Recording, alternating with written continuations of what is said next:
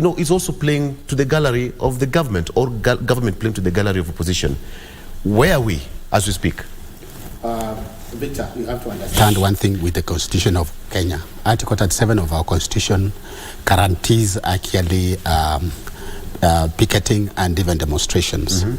Every Kenyan has got that freedom to peacefully and unarmed assemble and even demonstrate and present petitions to authorities.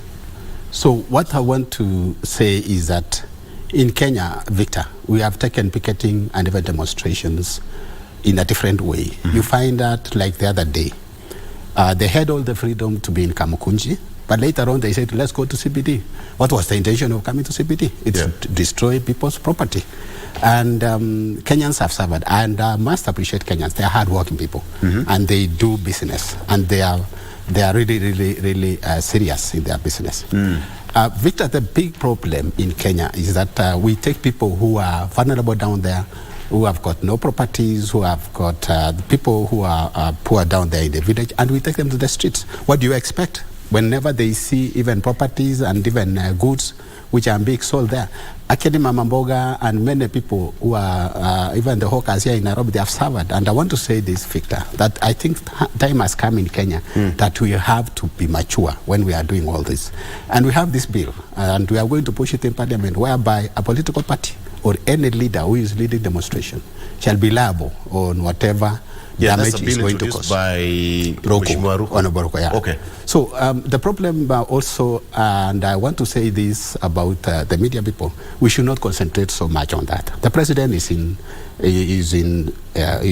doing his leadership. He's providing proper leadership in this country, and he's managing the affairs of this country. He's trying the already ailing economy. He's trying to improve, and we must give him support. But you see, the problem is that we have a big problem with this issue of demonstration. And they have said they start demonstrating from tomorrow, they'll be in the streets. Let me ask Raila that please tone down and let us wait for 2027. It will come. Kelly, when a government officer or like what happened with the head of state, before you assume the office, he's sworn in first, and that is what happened at Kasarani. We have His Excellency the President William Samuel Ruto having the instruments of power to lead this country. So he's the only person who has been sworn in, and he's the manager of this country. So let's give him support. Yes. I remember one thing, Victor, one time about demonstration in Pant Forest. There was some kind of during 2007 post-election. The police were there until evening trying to take charge of the place. And in the evening, the media people were asking him, please throw even one tear gas so that we can have a story to write. These people are trying to look for stories, and they are trying to win Kenyans by going to the street, which I think most Kenyans now have come of age, and they know what they are doing. Okay. I'll ask you a question. You are well-traveled across our borders. I want to ask you a question on what is the face of Kenya outside our compound, our border, just outside our territory. What is the face of Kenya? How are we regarded? Because when you hear Kenya plays a key role in peacekeeping, negotiations are done here, a lot of treaties have been signed here. But here we are as a nation, 11 months down the line on Mandamano. That you'll answer. But Crispus, when you saw what Raila happened yesterday, somebody would say that he outsmarted the police. I would say he started his journey from Karen, boarded a matatu, then all of a sudden there was a crowd in the CBD. Nobody called them, but he addressed them. It was peaceful and everybody went away. No tear gas was lobbed. I think the government of the police were not very much interested in creating fracas yesterday. So they allowed the former Prime Minister to board a matatu to come to town and meet the people. Then don't you think that should be the way to go? And probably they should have complete zero interest. And if you recall on Friday, yes, there was a group that left Kibera, walked all the way from Ngong Road, Bagathi Way, up to Kamukunji, and nobody confronted them. So probably that is a new way that you are allowed to do your picketing as long as it's peaceful and you don't threaten police or the public. So it can be done? It can be done. The issue is there are certain elements within the demonstrators that want to take advantage and commit crimes. That is very true. And that's what the government is saying. We will not allow that. And when it happens, or when they see the possibility of it happening, they will definitely take action. And when that action is taken, it takes diverse directions. And unfortunately, on Friday, 6 lives were lost. And we don't want that to happen. So we are asking the opposition, you made a promise that if this bill goes through, you'll go to court. You're already in court. Why are you going to mass action now? Why don't you allow the court process to be exhausted? And if it is exhausted and maybe you lose, then you can consider any other course of action. Or if you are successful, then you give the country an opportunity to continue with the business, because you are affecting business in the whole country. The economy of Kenya, 50% of the Kenyan economy is in Nairobi. What is an alternative then? The alternative is dialogue. And the issue of the bipartisan talk is still there. Kenya Kwanza government is ready to talk. So why is that option not being taken? And when that option was there, it was about IBC, opening servers, economic issues. If you look at the economy right now, the cost of living is going down on some of the food issues like food. Other than issues of fuel, which is everywhere in the world, it's going up, and inflation is affecting everybody. Food productivity has gone up. Therefore, the cost of food is coming down. So you can see at least the investments that were made early in the Ruto's administration are starting to bear fruit. Why don't we start building on that? Yes. Okay. We have the agenda, for example, on affordable housing. We have been told many projects that have started. Can we start seeing those fruits coming out? We have the Hustler Fund, which has already been rolled out now over 6 months. Can we allow it to grow? There are so many things that have started that are bearing fruit. The civil servants have been given a pay rise. We have not even them come and say thank you. Yes, you took away 1.5% on housing levy, but you also gave us 7% salary rise. Everybody is quiet now. And those are promises that were made by government that needs to be at least allowed to mature. In terms of how the country is seen out there, my in-laws are from Uganda. And the unfortunate thing, when I arrived there, the first thing you are asked is about corruption. Kenya is viewed as the most corrupt country and the most politically active country. We need to change that. There is a time when you arrived in another country, you are seen as an economic powerhouse. They arrive in Kenya, they feel like they have arrived overseas. We need people to start respecting Kenya. We were the peacekeeping nation of the country. Right now we have a crisis in Sudan. William Ruto is trying to lead that process. But as long as we have this noise of Maandamano, he has no respect out there. So we need to realize that as a country, we are a respected nation, and the Maandamanos are not helping us in making that respect grow and bring currency to our country. Mushiri, go ahead. Okay, first I'll start by saying that it's very hypocritical of our guys on the other side. Because actually, first, I'm also very happy. Now they are saying that they are speaking for the hustler, for the person in the bottom, if you hear from their conversation. But also on the same token, they are going outside and disrupting the economic activities of the same part of the same people, Mama Mboga, and destruction of property. I hope Azimio realizes that we are done with the election, and they should stop this thing of having a... Is it that nature of politics? No. How you play your cards pretty well. Yes, and... Wathimba here is a politician, Mheshimiwa here is a politician. And I'm going there. And I'm going there. You know how to score. Yes, but I'm going there. But I'm going there. To score against your opponent. Yes, but now I'm going there. But now, what I was saying is they have to understand that the election are done, and the Azimio chair handed the instrument of power to William Ruto. That being said, we also have to understand that election is a scientific process. It is backed by data and numbers. As they go loitering and doing the Maandamano, our UDA Cleophas Marara. Every weekend, he is having more than 3 meetings when he's mobilizing and registering members in the counties. Then on 2027, they'll be complaining that the election has been stolen. This is the thing. Elections are backed by data.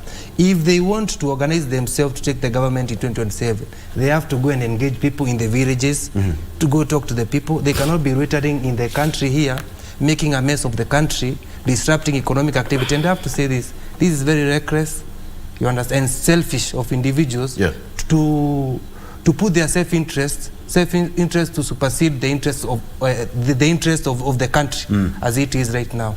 Yes, and I think they have to sit down as the Azimio Council with their chairman and decide that as much as they want to gain power, there are better ways of gaining power than causing destruction and loss of life in this country. Okay, Bishop, I ask a question because the game of politics is how you besmirch me.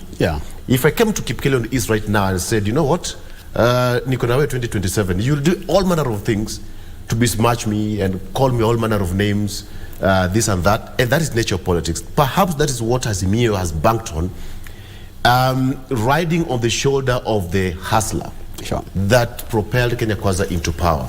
So that is politics. Raila Odinga and Azimio, they're all politicians and they know how to play their cards. There's no problem with that. But the question I asked you, when you travel, or you as a person, when you travel outside our borders, how is Kenya seen as a nation?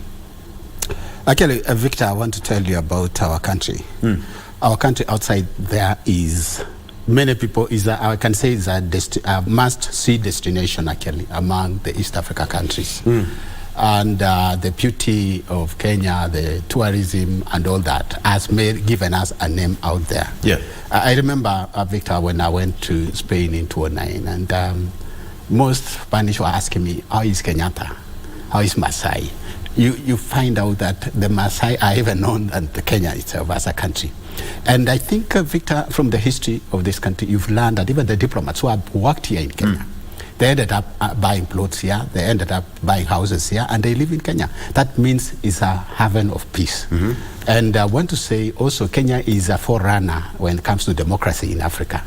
Even though we have these demonstrations, the reason why these people have got all that freedom to demonstrate, to picket, and even to destroy people's property and to destroy lives is because of the democracy we have in this country. Actually, the Constitution of 2010 has given a lot, I think it's full of Bill of Rights. And you find out that even the head of state himself, sometimes he doesn't act because his hands are tied. But I want to say that what actually Kenya is out there, and I think you have learned, we have a very busy president. The other day they were saying that the president has even traveled so many times out there than the former president. All this is happening because of his popularity. And he's called upon in every meeting, every forum, because he has actually is an intelligent president. And what I know is about Dr. William Samoei Ruto is that he has also the heart of Africa as a whole, not only Kenya. And we've seen what he's doing. And even assigning the former president, his predecessor, to do peace out there, that was a big gain. And I want to advise him also, Uhuru, that please, with all humility, make sure that you respect the position you've been given. All right. I'm told that the president of the visiting president of Iranian president is in status right now. He's held up with he's held in a meeting with President William Ruto, and they will have a press conference, a joint press conference live from State House anytime from now, between now and 9 a.m. He's in the country for a 3-day official tour of our country. That raises a very good question, because now we have a visiting president, and just 11 months. I mean, we have got several other leaders who've also visited this country in the last 11 months. Gentlemen, I'm told that Victor, I want to add on this. Right, as we also 2 seconds. As we also talk about our president going out there, how many head of states are coming in? We have several. Even I think this weekend several will be coming, and we have several forums in this country. And why are these people coming to Kenya? Because is the right destination, is the right place to go. And there is a lot of business. If we are going to manage this country well, I'm telling you, we have a lot of opportunities and we are going to go far. All right. Gentlemen, allow me to just wrap it up at that point because we have a tight schedule. We cross over to radio, then very fast we take that link from State House as soon as we have them. Mheshimiwa Cheroro, thank you so much for joining us. And once again, apology to people of Kipkelion. It must have been a very hard time for you as Member of Parliament. Wathimba Crispus, engineer, asante sana. Thank you so and much. Teddy Mushir, who is a medical practitioner, thank you so much for joining us. Today is World Corruption Day, and I want to leave you with one quote here. There's a quote, gentlemen. It says, when you don't take a stand against corruption, you tactically support it. That is by Kamal Hassan. When you don't take a stand against corruption, you tactically support it. Today is World Corruption Day, which is going to be celebrated across the country. My name is Victor Lo. Thank you so much for joining us. We're taking a break, but when we come back, we're crossing over to Zinga with Rashid Mwamkondo. Good morning.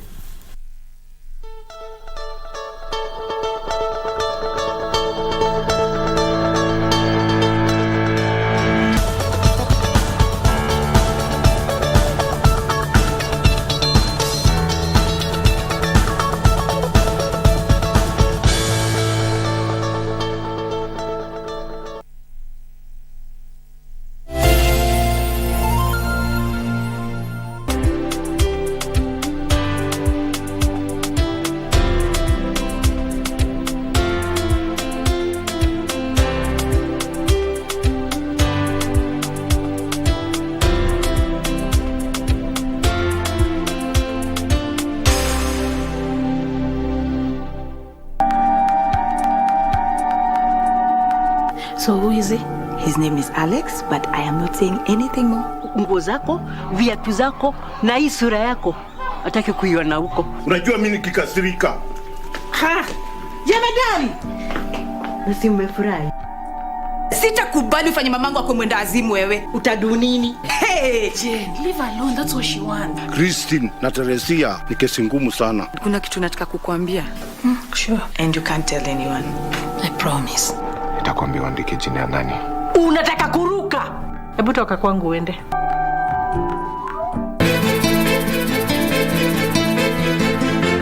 Kabla sijapata maradhi ya moyo. Tell me one more thing. Kuna mwingine au ni ule bandi? Ingekuwa wewe umesikia kwamba mke wako mkwendea kinyume ungesikiaje? Mimi sioni haja sisi kuja hapa. Oh really? Halafu ili jumba lote tumwachie nani? Mimi hapa kazi yangu ni wewe tu. Twende basi nao. Safari ondoka, uende kufanya kazi zako. Chukua off mama. Sawa eh? Nilikwambia mwanamke ni kisirani na hafanyi mzaha kabisa. Kwa hivyo mimi ndio nafanya mzaha.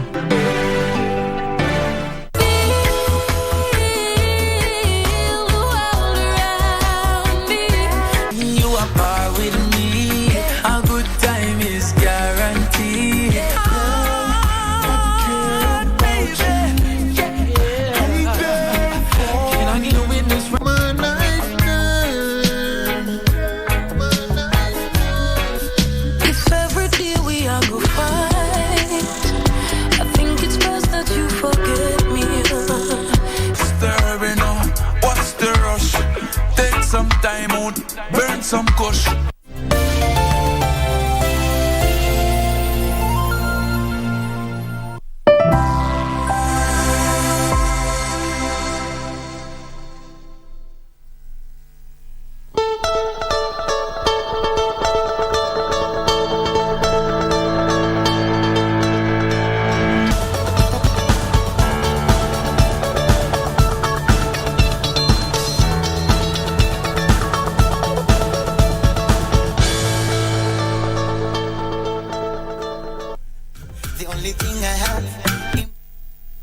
Channel 1 mahali popote ulipo, nikiangalia kopo langu la saa dakika 6 zimetumika baada saa 2 za asubuhi.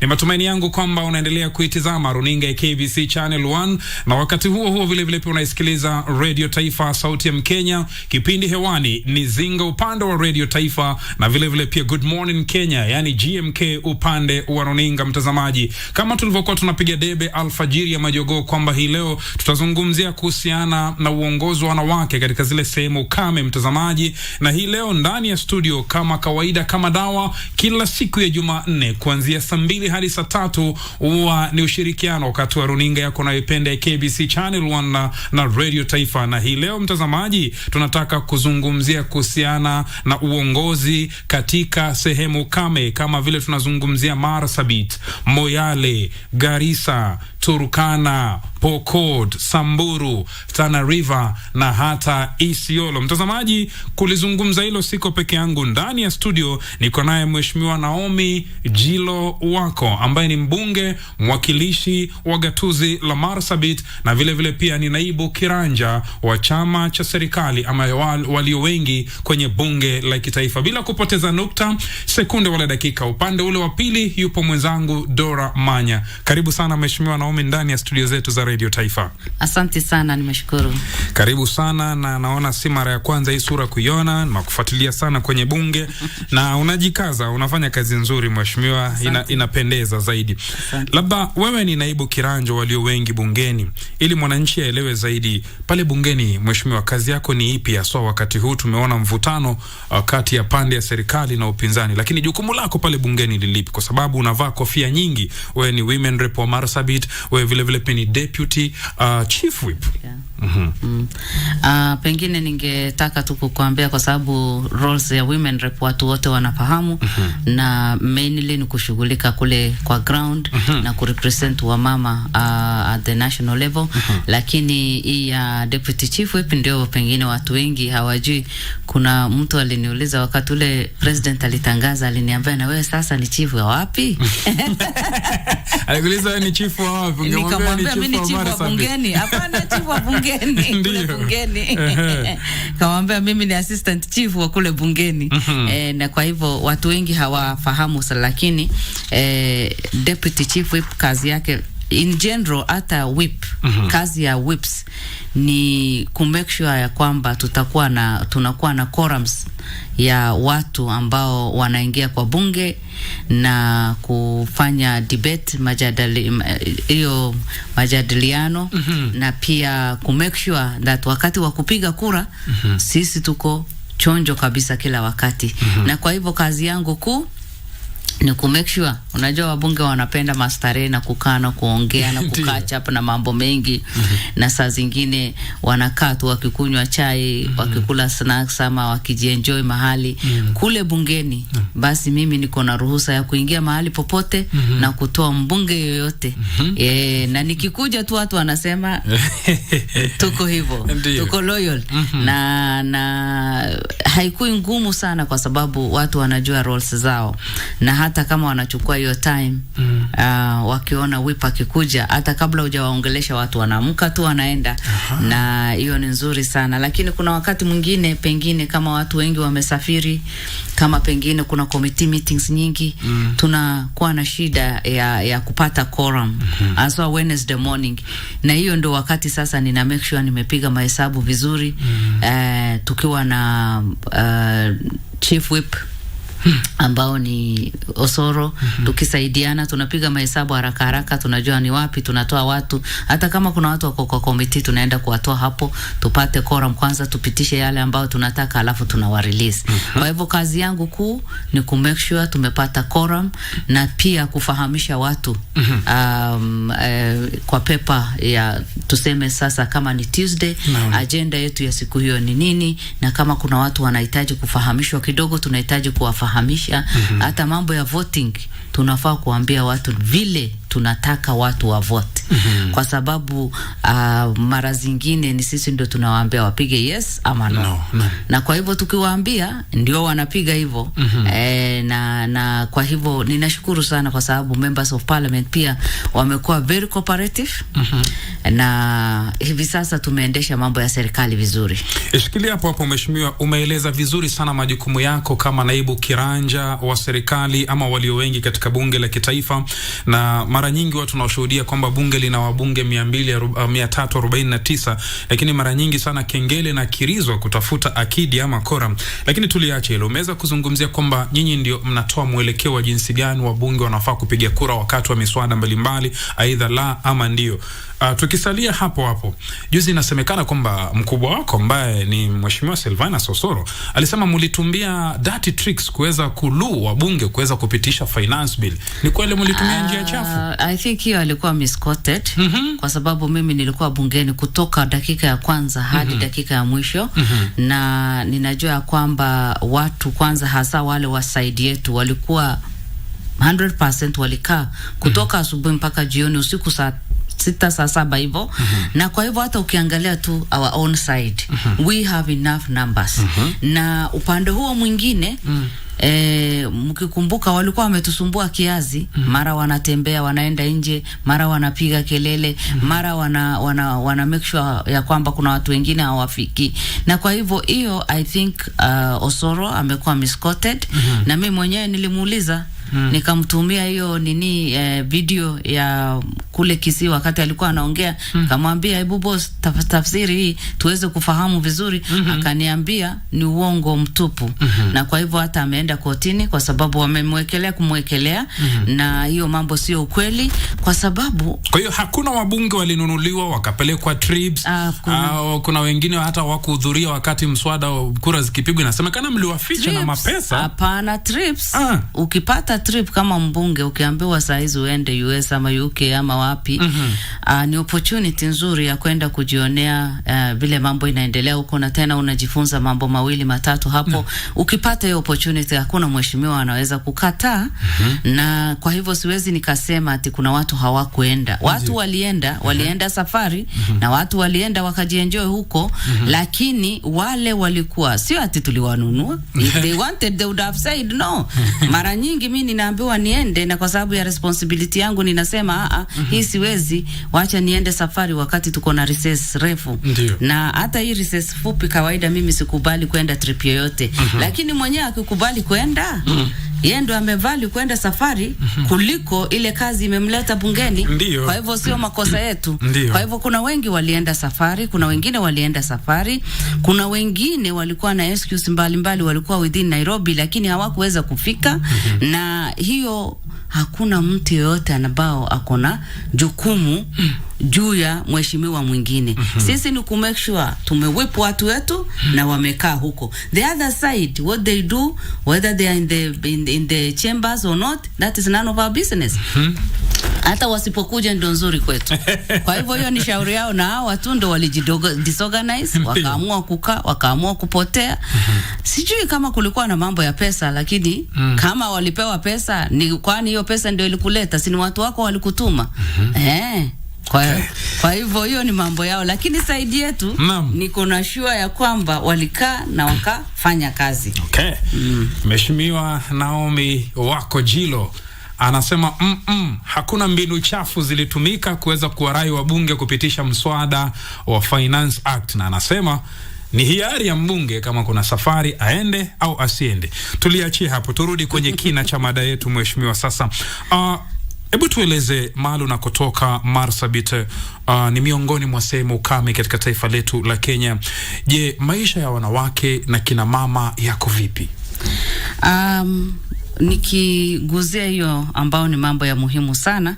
Kwanza nataka kushukuru wa pastoralist na watu ambao wanachunga mali, kwa sababu tukiangalia kimila, wamama ni watu ambao wanaheshimiwa sana, na wamama kila mtu anajua bila mama hamna nyumba, na hata kikwetu watu wanasema nyumba ni mama. Na kwa hivyo kuna hiyo heshima ambao wamama wanapewa. Lakini kulingana na maisha yetu ya kisasa, kuna tofauti kati ya hiyo maisha ambao ya kuheshimiwa, ya kukaa kwa nyumba kama mama na kufanya yale ambao unahitaji kufanya, kutunza watoto, kutunza mzee wako, kutunza mali na boma na kila kitu.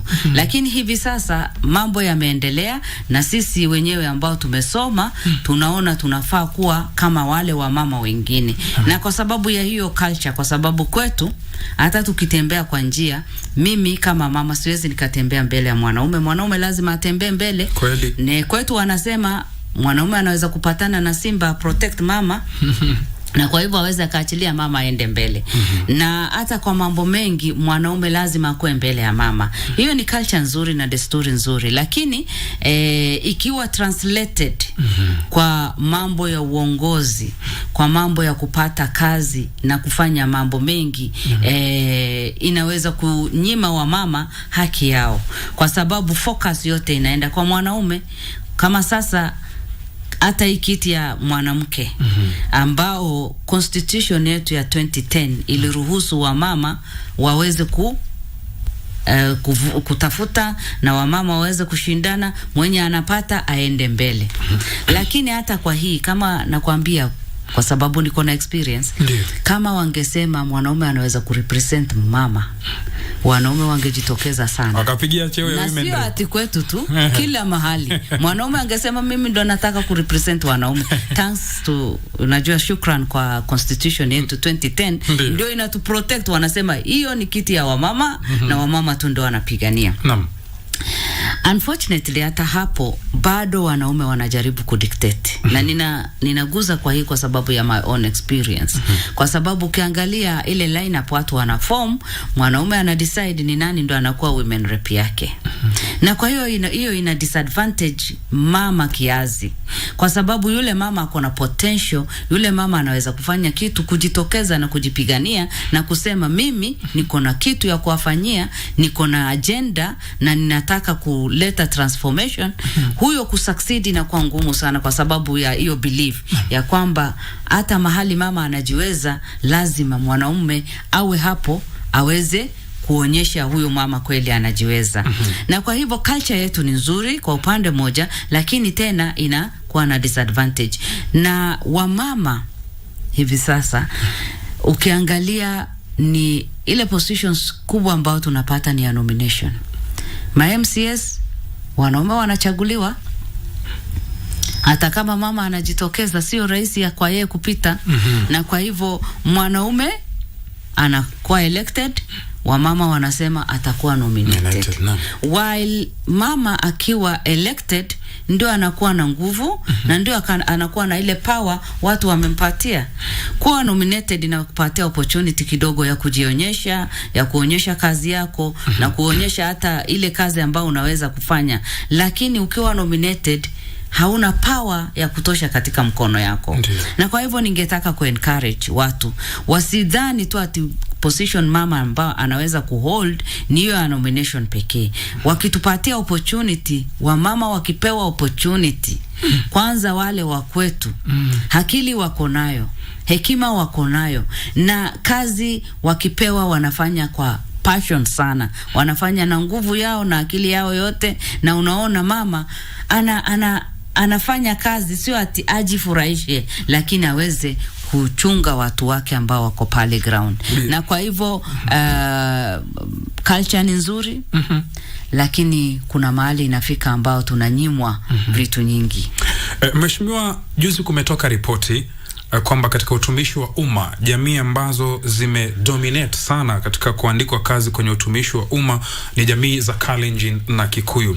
Je, kama mheshimiwa ambao unatoka katika maeneo kavu humu nchini, maeneo yaliyotengwa, maeneo kame, unafurahishwa na jinsi ambapo wanawake maeneo ya kule wamejumuishwa katika kuandikwa kazi kwenye utumishi wa umma? La, sijafurahishwa. Hata bila kukuja kwa mama, ukiona hiyo report ambao inasema ni jamii ya Kalenjin na Wakikuyu, hiyo ni kitu ambao inavunja Wakenya wengi roho, kwa sababu tangu tupate uhuru tumekaa miaka nyingi sasa. Na wakati Kenya ilipata uhuru, ni uhuru kwa kila Mkenya mwenye ako hapa Central, mwenye ako kule Rift Valley, na mwenye ako Northern Kenya ama Northeast, hata kule Turkana. Kwa hivyo uhuru ambao tumepata ni yetu yote, na wasomi wako, watu wamesoma, watu wamejitahidi. Hata kama tumesoma kwa hardship, watu wamesoma mpaka watu wako na degrees, wako na masters, na sio ati watu wengine bila hizo makabila mbili hawajasoma. Watu wamesoma, ni opportunity ndio tumekatazwa, na sio ati ni practice inakuja sasa, ni practice ambao imekuwa tangu hapo awali. Wakati nilikuwa Senate, mimi ndio nilikuwa chair wa National Cohesion, kwa hiyo committee ya cohesion, na tuliuliza hiyo swali na wakatuletea data yote. Tukaona wengine wetu ni 0.0 something na mahali pengine hata sura yetu haionekani, na tumefinywa kabisa. Na tuliuliza kwa nini hamna hiyo balance, na wakasema watajaribu ku make sure ya kwamba kila Mkenya atakuwa represented vizuri. Hiyo ni practice mbaya. Kama kiongozi ningetaka kusema hiyo ni practice mbaya, na viongozi hata Kenya Kwanza tunafaa kuchange hiyo tabia, kwa sababu Kenya ni zetu zote. Wakenya wote wamepigania haki, Wakenya wote wako na equal rights, na tunafaa kufanya kazi kwa ofisi yoyote. Na hata juzi kulikuwa na hii mambo ya KRA. Hebu niseme hiyo, kwa sababu KRA hiyo positions walitangaza the 1300 and something positions, ilikuwa hata hawakuwa wanahitaji qualification kubwa, D+. Kama wanangangania hiyo na wanakataza Wakenya wengine kupata nafasi, hiyo ni kuonyesha picha mbaya sana. Na kwa hivyo wanafaa kuangalia na kujua ya kwamba Kenya belongs to everybody. Na sisi wote tuko na equal rights. Watu wakiajiriwa wanafaa kuenda constituency by constituency, na tena hata katika hiyo ma constituencies wanafaa kuangalia the different ethnic groups ambao iko hapo, hata the minority wawe considered, ndio Wakenya wote waridhike. Bila shaka mtazamaji unayoitazama ni runinga ya KBC Channel 1 moja kwa moja ikikujia kutoka jumba la kipekee la matangazo katika Jamhuri ya Kenya, ni Broadcasting House. Ni kipindi ambacho kinakujia kupitia KBC Radio Taifa, sauti ya Mkenya Zinga, na vile vile pia runinga ya KBC Channel 1 Good Morning Kenya. Ndani ya studio niko naye Mheshimiwa Naomi Jilo wako, ambaye ni naibu kiranja katika bunge la kitaifa, na leo hii tunazungumzia uongozi wa wanawake katika sehemu kame. Baadaye tutakuwa tunakupatia fursa wewe msikilizaji na mtazamaji uweze kusema nasi juu ya mjadala huu. Mheshimiwa, nikirudi hapa, kuna fedha hii ya Equalization Fund ambayo ni kama inalala tu bila kutumiwa. Labda nikianza, je, pesa hizi zimewafikia kule kaskazini mwa Kenya, na ni nani anapaswa kuzisimamia? Hiyo pesa bado haijafika, lakini hivi majuzi tulipitisha ili hiyo pesa iweze kufikia watu. Ninakumbuka hata katika 12 Parliament tulipigania hiyo pesa sana, na hiyo pesa haijawahi toka. Lakini hivi sasa itatoka, kwa sababu tumesema itoke, na president pia ameweka sahihi ya kwamba hiyo pesa itatoka. Imekaa miaka 10, na hiyo pesa ilikuwa tu ifanye kazi kwa miaka 20 ndio ilikuwa imepitishwa. Na kwa hivyo miaka 10 tayari tumepoteza, ni miaka 10 tu ndio imebaki. Sasa I think ni miaka 11 sasa. Na kwa hivyo miaka 9 tu ndio tumebakisha, na hiyo ni kusema ya kwamba hiyo pesa ingekuwa imefanya kazi ya muhimu katika zile counties ambao zilibaki nyuma, zilikuwa marginalized na zikateseka kwa sababu ya zile mashida ambao wako nayo. Lakini tena unajua Wakenya kila mahali ukiona kuna ka opportunity watu wanapigania.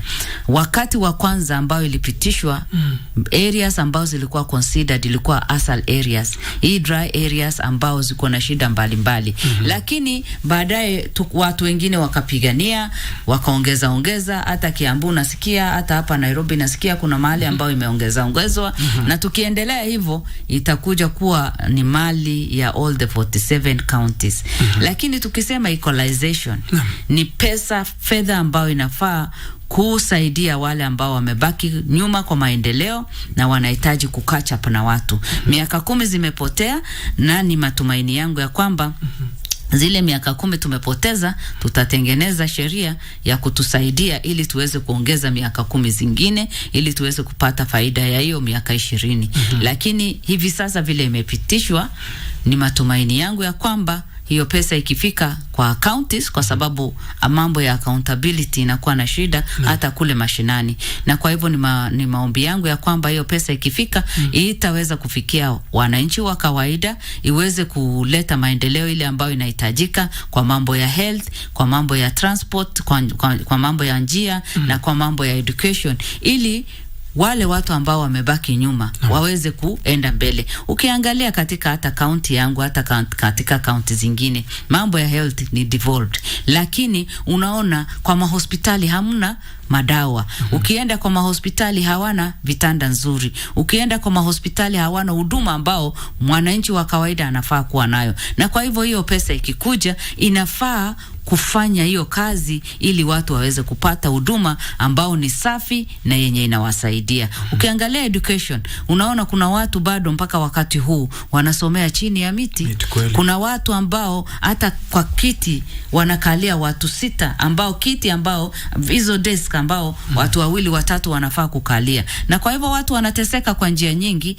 Hela ambao Wakenya wanapata inafaa kuwatoa kwa mateso ili waweze kukua na maisha ya nafuu kidogo. Na kwa hivyo hiyo pesa ikienda, lazima tukue na accountability iweze kusaidia mwananchi wa kawaida na ilete ile transformation ambayo inahitajika kufanyika kule kwa mashinani. Kabla tuende kwenye mapumziko, muda wa 2:30, mwelekezi wangu upande wa runinga Ben Kamuti ananiambia 2:30 tunafaa kupata tangazo la biashara, lakini ili swali naona utalijibu chini ya dakika 3. Mheshimiwa, ugaidi na uhalifu umeendelea kwa muda, na hususan kila tunaposikia masuala ya uhalifu, sana sana vichwa vya habari huwa vinagonga kaskazini mashariki. Na hivi majuzi pia nimeona waziri wa usalama wa kitaifa Profesa Kithure Kindiki ametoa onyo kali kuhusiana na swala hivi. Je, pengine kule ambapo mnatoka katika maeneo kame, masuala haya kiuhalifu ya ugaidi, mara mabomu, mara nini, yameathiri vipi maisha ya kule, hususan kina mama na watoto na watu wote kwa jumla? Ni mambo ya kuhuzunisha sana ambayo imeathiri sana wamama na vijana na watoto. Na kwanza hasa vile mambo inatendeka kule Northeastern kwa sababu ya mambo ya Al-Shabaab na nini, vijana wetu wengi wamekufa. Na vijana wakikufa sio ati ni watu wa Northern Kenya ama Northeastern pekee, ni Wakenya wote ambao wameenda wametumwa huko kufanya kazi ndio wanakufa. Na kwa hivyo tunaendelea kutengeneza umaskini, kwa sababu kama we ni breadwinner na watu wengi ambao wanaathiriwa ni vijana wa rika yako, wanaacha wake wao, wameacha watoto wachanga na wajane wengi. Na kwa hivyo hata education ya hawa watoto hao watu inakuwa ni shida sana. Ni mambo ya kuhuzunisha ambayo imeendelea kwa muda. Mambo ya bandits, mambo ya cattle rustling kule kwetu, mambo ya ukabila imezidi na imechukua maisha ya watu wengi. Lakini hivi sasa ninaona kwa kweli pamoja na minister wetu Kindiki anajaribu sana, na ninaona upande nyingi mambo inapoapoa, na ni maombi yangu ya kwamba sio ati nikupoa tu, lakini itakuja kuisha.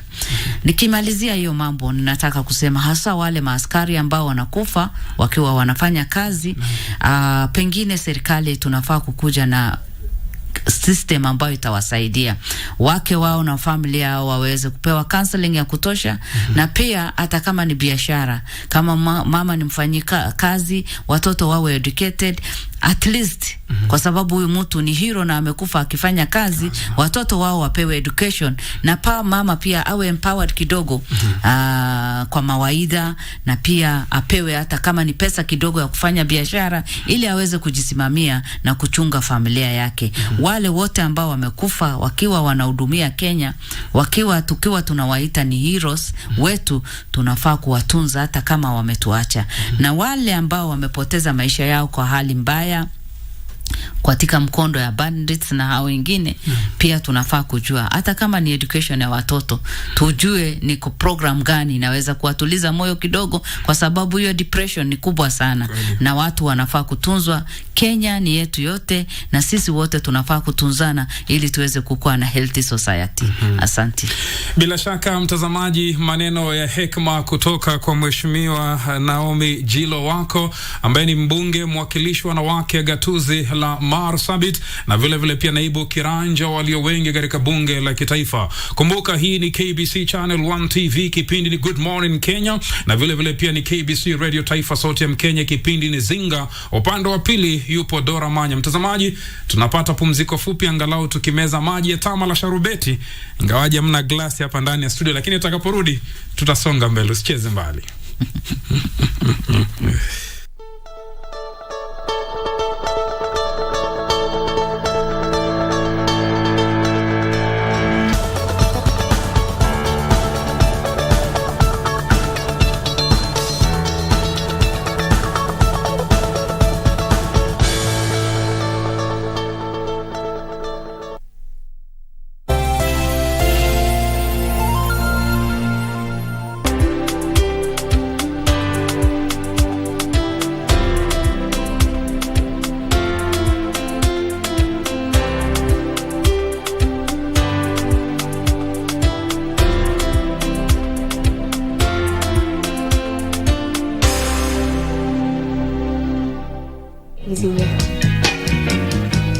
I need some air. This office looks bigger. Let me see the clip of Alice sneaking into the office. You want to ruin me and everything I've worked hard for. Nick, what if Alice took it? She has it. You better dig a grave for two. Joel stabbed my dad in the back. Send it to me directly. Unakumbuka you've been stabbed? It's about to get ugly. I'm floating. The doctors are coming back, and Dad isn't here.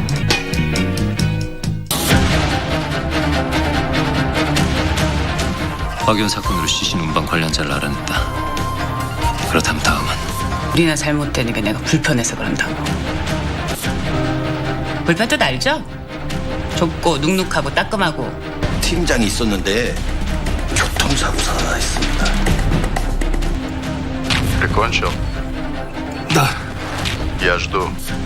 Там одна девка осталась. Быстро прикончу. Да.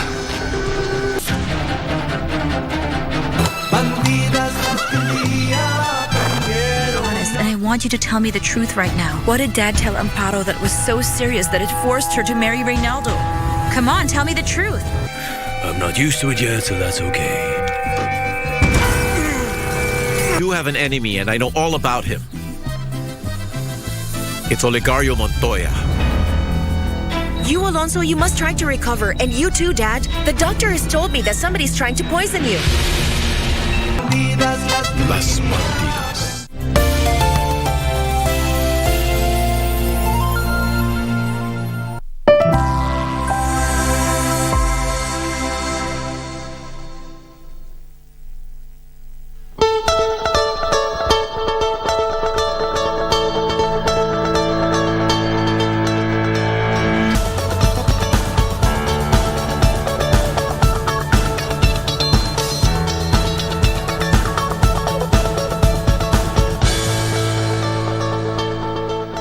Dora, bila shaka tuko chonjo.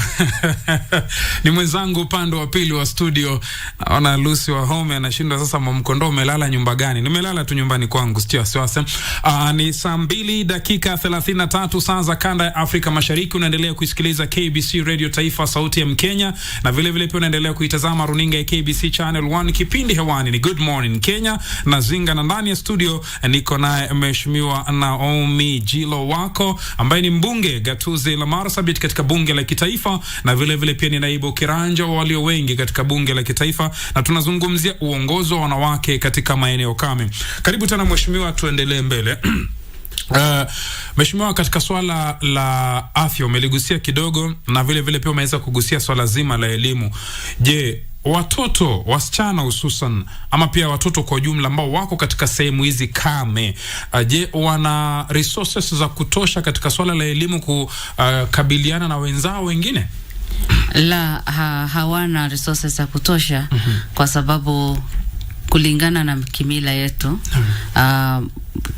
mtoto mwanaume anapewa attention zaidi kushinda yule mtoto wa kike. Na baba akiwa na ng'ombe 2-3 anaona ni afadhali auze asomeshe kijana badala ya msichana. Na hiyo inatatiza tena wasichana. Na zaidi ya hapo tena culture yetu, kwa sababu kuna watu bado wanaamini msichana akikuwa na akiwa ni mrembo ile best thing inaweza kutendeka ni kuolewa. Na kwa hivyo msichana akiwa amepata mchumba anaoleka haraka. Tena kuna culture ya kwamba msichana anashughulika, hata kama msichana ni msichana ndio anasaidia mama yake kwa mambo ya kinyumbani, kama ni kuchunga watoto wengine, kama ni kupika chakula, kama ni kutunza mbuzi hapa na pale, na kuna vitu kadhaa ambao msichana anafanya compared to kijana. Na kwa hivyo hiyo attention yote vijana wanapewa na wasichana bado wanabaki hapo. Na tena kuna incidences zingine ambao msichana anaweza kupata hata mimba haraka. Kwa akiwa miaka 12, 13 msichana anaweza kupata mimba. Na tena kuna hii mambo ya FGM ambao bado ina affect wasichana wetu, na hiyo yote inawarudisha nyuma kwa education. Na tena kupata resources, mtu anaona kweli ni afadhali tu invest kwa kijana lakini sio wasichana. Hivi sasa mambo yana change kwa sababu wale wasichana wachache ambao wamekuwa educated na wameoleka pia bado wanasaidia wazazi wao. Na kwa hivyo wazazi wanaona hata ni afadhali kuelimisha msichana kuliko kijana. Na kwa sababu tena wanaona wasichana wanajitahidi sana. Unajua wanawake hawana mambo mengi ya kupotezea resources. Anything yenye wanafanya pengine ni kwa urembo yao tu na kujivalisha vizuri. Lakini ukiangalia maisha ya mwanaume ni kwenda kukunywa pombe, ni kukula miraa, kukuwa na wanawake wengi. Na kwa hivyo hiyo resources yake, hiyo pesa yenye ako nayo kwa mfuko, hata haipiti yeye mwenyewe, haisaidii. Lakini mama atakiwa anapata pengine 50,000, anajua yeye atajisaidia na kiasi gani, familia yake anajua ni kiasi gani inamsaidia, na pia wazazi wake anawasaidia. Na kwa hivyo watu wanaona hapo awali mambo haijakuwa nzuri sana, lakini hivi sasa encourage watu. Na mimi kila mahali nikienda ninasema tafadhali muelimishe wasichana wenu, watoto wasome, kwa sababu hata mimi kama sikusoma singeweza kuwa mahali nilipo sasa. Na ninaambia wamama tafadhali, shade ya leo unaweza kuona uko na shade, lakini ukiinvest kwa education unajitengenezea shade ya future ile ambao unaweza kupumzika chini yake. Na kwa hivyo opportunities haijakuwa sawa kabisa, resources yenye watu wanapewa haijakuwa sawa kabisa, lakini hivi sasa watu wanafungua macho. Na hata sasa nikizungumza, kwa sababu watu wa kule kwetu wanaangalia KBC vizuri, na waambia tafadhali wasichana wasome na tuwapatie elimu ya kutosha, kwa sababu hawa ndio wako reliable kabisa na wanaweza kuwasaidia hata wazazi wao na familia yao. Alright, sasa mheshimiwa, naomba uvae vidubwasha hivi, tuchukue simu 2-3 alafu tuendelee na mazungumzo yetu. Mtazamaji, kama nilivyokuambia, ni kipindi cha kipekee katika taifa la Kenya ambacho kinakujia kupitia redio na runinga. Wale wengine wakifanya watakuwa wanaiga tu kutoka kwetu. Dora Manya upande wa pili, tuchukue simu 3 alafu tuendeleze mdahalo. Shukran Rashid. Msikilizaji, nafasi ni yako kupitia 0732745111 au 0700176699. Swali lako kwa ufupi zaidi, watu ambao pia wako zile asal areas tafurahi kusikia kutoka kwenu. Radio Taifa. Si jambo, uko mzima? Okay, Radio Taifa. Hello. Yes. Habari yako? Salama. Naitwa Samson Madudi, Mwanza nikiwa Mbakazi. Mimi mwenyewe nasikia mheshimiwa anaongea kuhusu mambo ya ugaidi.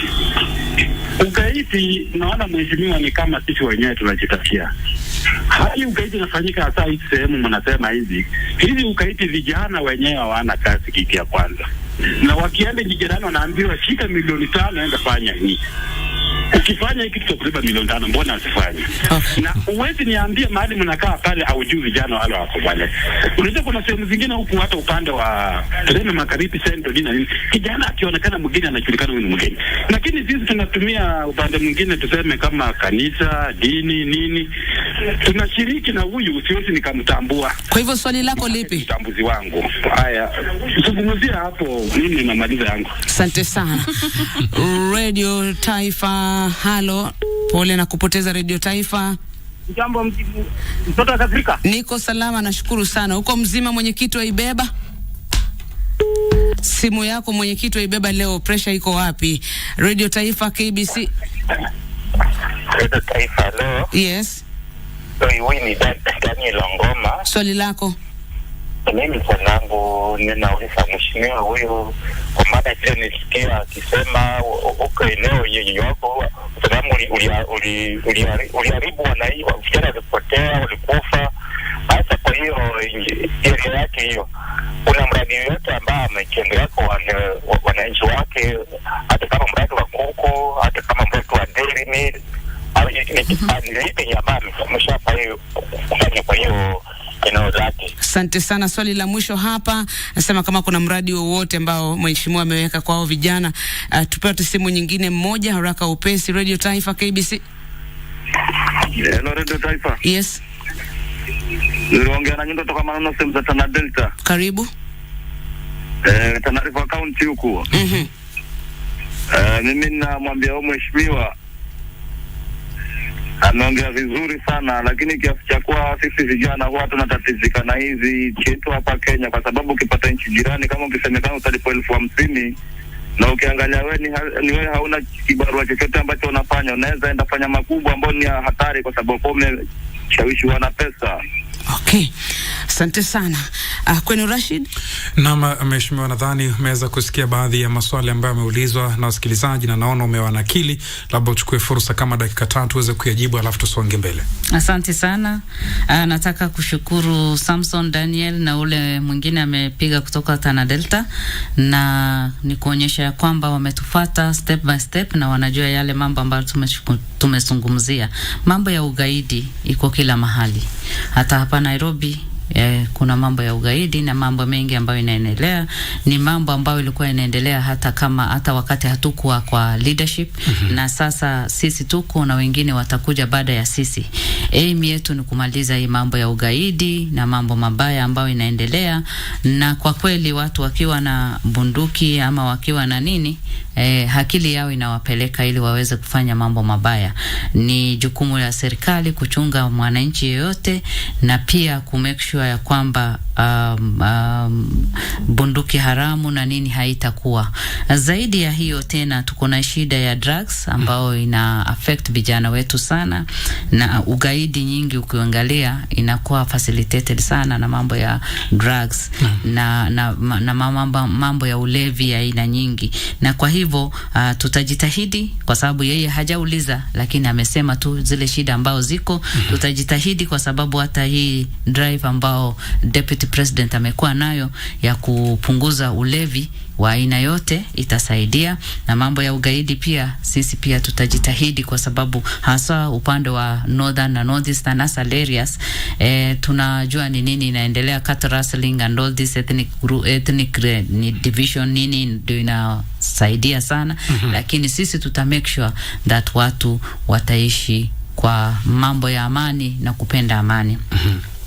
Mambo ya development ndio nimeulizwa na Daniel akiwa ameuliza ni nini nimefanya. Mambo ya kwanza ni kuinvest sana kwa mambo ya education na kusaidia kwa mambo ya scholarship, hasa wasichana waweze kusoma vizuri. Na kwa kikundi ya wamama ni kuona ni kwa njia gani wanaweza kupata mapato kidogo kidogo hapa na pale. Na ni kuomba hata serikali waweze kutusaidia kwa mambo ya maybe hata kwa banks, watu waweze kuanza biashara yao vizuri na waweze kujiendelesha. Kwa hivyo mambo ya development as a woman rep siwezi nikasema ati ninaweza kufanya mambo mengi ama nimefanya. Sasa ni 9 months na hata pesa yetu ya kwanza tumepata tu juzi ya kota ya kwanza. Siwezi nikasema ati nimefanya hivi na hivi, lakini kuna watu wengi ambao nimeempower kwa education, nimewasomesha, na hata kwa scholarship nitaendelea kuwapatia wengi, na kwa biashara pia nitaendelea kusupport different groups nikiwapatia pesa kidogo kidogo hapa na pale, na ni maombi yangu ya kwamba wote wataweza kusaidika. Kijana wetu kutoka Tana Delta amesema unemployment, hiyo ni ukweli kabisa.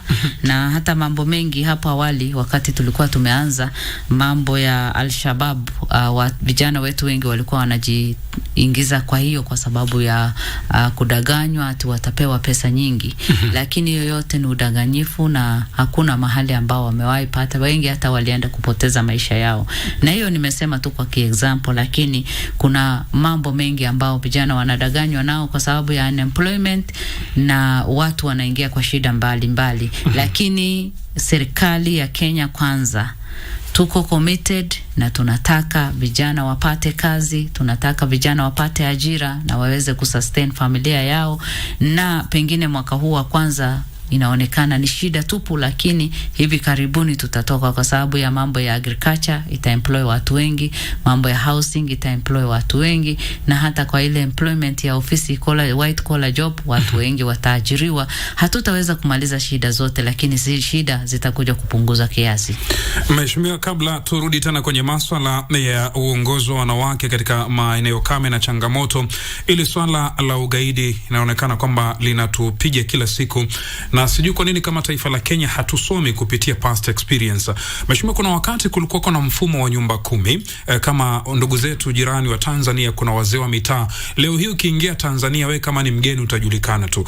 Kama bunge la kitaifa, sijui msimamo wenu uko wapi kuhusiana na masuala ya nyumba 10? Masuala ya nyumba 10 inakaa imeenda chini kidogo, lakini tunafaa kuipatia attention, kwa sababu kila village ile inapigwa lazima wenye wanaishi hapo.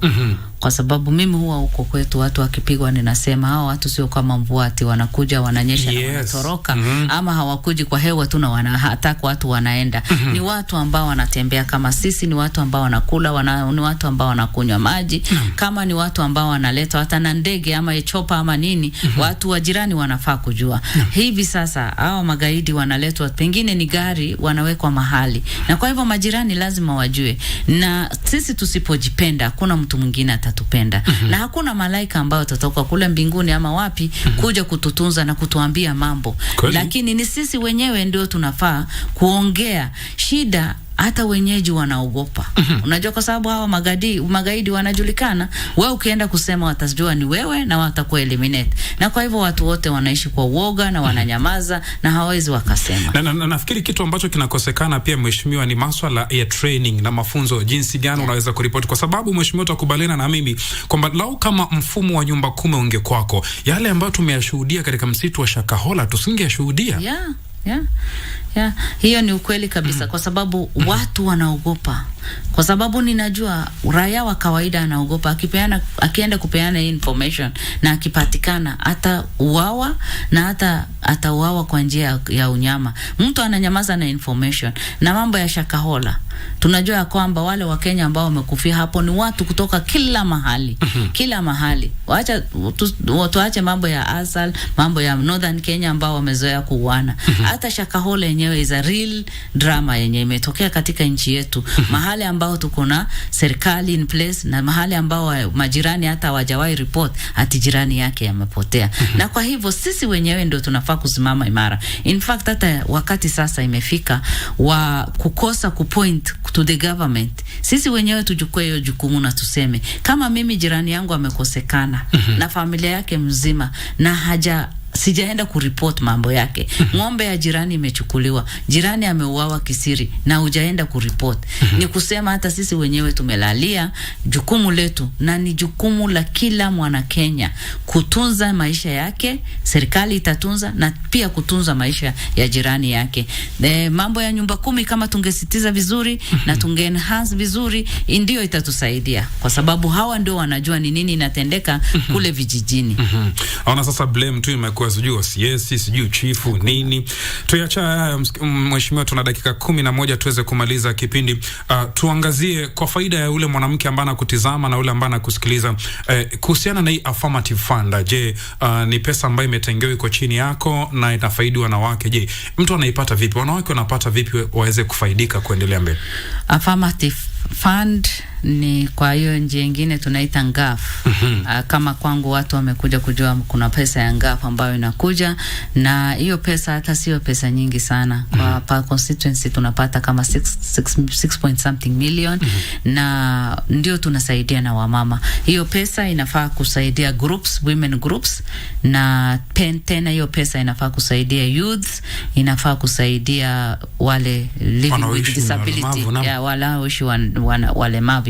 Inafaa kuwasaidia. Na hiyo pesa ikikuja mara zingine kuna wale ambao wanaweza kupewa cash ya 100,000 kwa groups ambao ina qualify, tunafaa kuwapatia 100,000, na mara moja mtu pengine ile pesa ambao tunapata ni 1 million ya hiyo ya kusaidia watu cash. Alafu kuna ile ya kuleta pengine vitu kama tanks, water tank, ama car washing machine, ama kitu yoyote, ama hata tent yenye itasaidia wamama kugenerate their own income. Hata water tank mtu akinunuliwa anafaa kuleta maji, na hiyo maji auze aweze kupata mapato kidogo. Tents ya 100 sita, 50 sita, wamama, groups ya wamama na vijana wakipewa, jukumu yetu ni kuwapatia, lakini kazi yao ni kumake sure ya kwamba watafanya biashara nao. Kama kuna sherehe mahali wanafaa watu wanafaa kuhaya, alafu kuwapatia pesa ili ikue income generating activity kwao. Lakini jukumu yetu ni kuwasaidia na identify groups na kuwasaidia. Na mheshimiwa, kabla nichukue simu nyingine mbili kwa dakika moja, kwa muda wa miaka 10 bunge limeshindwa kupitisha ile sheria ya thuluthi mbili ama 2/3 gender rule. Alikuwa jaji mkuu wakati mmoja alisema kwamba bunge linafaa kuvunjiliwa mbali kwa sababu hamjatimiza hii kipengele cha katiba. Wadhani kasoro hii imechangiwa kudhulumiwa kwa wanawake na wasichana kwa njia mbalimbali, na tatizo liko wapi? Na je, kuna siku tutafikia hii 2/3 gender rule mhesh? Hiyo inakaa ni kitu ambao ni ngumu kiasi kwa sababu ya ile culture ambao nimekuambia. Na alafu position zenye tunapigania wa Afrika, sio ati watu wa Northern Kenya ama Northeastern. Wa Afrika wenyewe wanaangalia kama ni mwanaume ndio anafaa kuwa kiongozi, lakini hivi sasa watu wameona kuna wamama governors, kuna wamama senators, kuna wamama kama sisi ambao tumejitokeza, na watu wanaona kwa kweli leadership ya mama na ya baba ni tofauti, kwa sababu vile nimekuambia, vile mama anaangalia mambo na vile mama anafanya kazi ni tofauti kabisa, kwa sababu mama hata akiwa hajiwezi, hata akiwa ni yule ambao wako weak sana kwa leadership yake, ako na passion, ana make sure ameguza maisha ya mtu. Hivi sasa ukiangalia mwanaume anakuja mara moja, anasema, anaongea, anafanya kitu, anatoka, lakini mama ukimwangalia anaenda kwa grassroots, anataka kuguza maisha ya yule ambao anamhitaji. Na kwa hivyo hiyo mambo ya 2/3 gender, nikiwa Senate nilikuwa nimeleta motion ya kuimplement hiyo mambo. Yangu ilikuwa tu motion, tulijaribu kuleta bill na hiyo bill ikaanguka. Hivi sasa juzi president aliweka mimi pamoja, tulikuwa katika hiyo committee ya kumake sure ya kwamba before the end of this year tuta implement, na bado imekuwa na challenges kwa sababu unaitana meeting, watu wanakuja. Kama wakati ule tulikuwa 12th parliament, Mheshimiwa Duale ambao sasa ni waziri alituita breakfast meetings nyingi sana, na tukaenda tukaona kweli serikali inatusupport na wanaume wanatusupport. Siku ya kupiga kura watu hawakukuja, kupata kura ilikuwa shida. Kama tunaweza kuwip watu na tuweze kupata enough people kuvote finance bill ama other bills yenye ni important, kwa nini tukose quorum wakati wa kupigia wamama waweze kupata hiyo gender ni balance? Na kwa hivyo ni kitu ambayo inahitajika kufanyika. Nchi zingine jirani zimeenda mbele yetu, Ethiopia iko mbele yetu, hata Rwanda iko mbele yetu, Tanzania unaona wako na president ya mama mama. Na sisi wa Kenya kweli tuko na wasomi wengi wa mama, tuko na wamama ambao wameonyesha uwezo wao kwa leadership, lakini bado tunafinyiliwa kiazi. Kama mama hajakuwa nominated, wa Kenya bado wanatufinya. Na positions kubwa yote watu wanaamini ati ni ya wanaume pekee. Naomba wa Kenya tafadhali tuamini ya kwamba hata wamama wanaweza na wanaweza kuwapatia uongozi bora. Safi msikilizaji, acha tuchukue simu moja mbili hivi alafu tutamatishe kipindi. Lakini mheshimiwa, sisi kule kwetu Pwani tumejitahidi sana kwa sababu mbunge wa Lamu Mashariki ni mwanamke, mbunge wa Likoni ni mwanamke, mbunge wa Malindi ni mwanamke. Kwa hiyo kidogo tumejaribu sana. Labda Dora na pia kule kwenu umejaribu, naona kuna Sara Korere kule maeneo ya Laikipia. Dora, tuchukue simu mbili za haraka upesi kabla kumwachilia mheshimiwa. Right, tupokee simu Radio Taifa. Pole sana kwa haraka sana, tuone inakuwa namna gani. Swali lako bro? Nizaimo Kakamega. Nasema kwamba hao vijana wasipo wajiliwa wenye wanamaliza form 4 hawa watakuwa majambazi. Mheshimiwa, mwajiri hawa watoto. Asante sana Radio Taifa. Pole sana, nitapokea nyingine moja kisha turejee upande wa pili. Radio Taifa. Hello. Radio Taifa, punguza sauti radio. Radio Taifa. Okay. Nirudi kwa Radio Taifa. Halo Radio Taifa. Yes, karibu kwa ufupi zaidi. Rashidi na mgeni mada mgeni na Dora hapo kando, hamjambo? Tuko wazima. Mohamed Dawa. Sasa mimi kwanza nimpongeze hapa kwa hii nyumba 10, lakini mimi namwambia madam mheshimiwa, kulingana na walinda salama waaminishe hawa nyumba 10 wakati wanapeana ripoti, unaona kupuuzwa nyumba 10 ambao ni muhimu kwa mashinani. Hata hiyo Shakahola sisi tunadhana kwa wamepuuzwa nyumba 10 hapa. Okay. Asante. Kwa sababu ya muda acha nirudi kwako Rashid. Na mheshimiwa, labda tujibu hayo maswali kwa haraka upesi tumalize kipindi. Rashid, hakuna mama ameniuliza swali. Nitatoka bila kujibu maswali ambayo nimeulizwa na mama wenzangu, lakini inakaa hata hiyo space wanaume wamegangania mpaka wametushinda. Na kwa hivyo Simon amesema ametoa mawaidha nzuri ya kuajiri hawa vijana. Vijana wengi Kenya wameadhiriwa kwa sababu wengi wao hawajapata ajira, na wengi vile nimesema wamekuwa affected na mambo ya drugs. Tunajua kwamba hiyo ni jambo ambayo ina affect Kenya nzima. Sio ati ni mambo ya coast pekee, sio mambo ya northern, sio mambo ya northeastern, sio mambo ya central pekee, kwa sababu deputy president sasa ako passionately kupigana na mambo ya ulevi na hizo vitu zingine zote. Na kwa hivyo hiyo yote ni kwa sababu vijana wetu wamekuwa desperate, wamesoma, wako na certificates, wako na madegree, lakini wamekaa kwa nyumba, wamebaki kwa manyumba, na ndio imewapatia frustrations. Na ndio sababu nimesema Kenya kwanza government iko committed, na tunajipanga na tunaona ni kwa njia gani vijana wetu wataajiriwa ili tuweze kuwaweka kwa kazi ambao inaweza kuwapatia mapato kiasi. Na kwa hivyo hiyo ni jukumu ambao nita make sure ni hiyo ujumbe serikali yetu bado tunangangania na tutashikilia vizuri ili tuweze kuajiri namba nzuri ya vijana wetu. Mohamed amesema alishindwa na kuongea I think. Ni yule wa Tana Delta amesema kuhusiana na masuala ya nyumba 10 kwamba masuala ya nyumba 10 ambao hata wakipeana information watu hawapatia attention.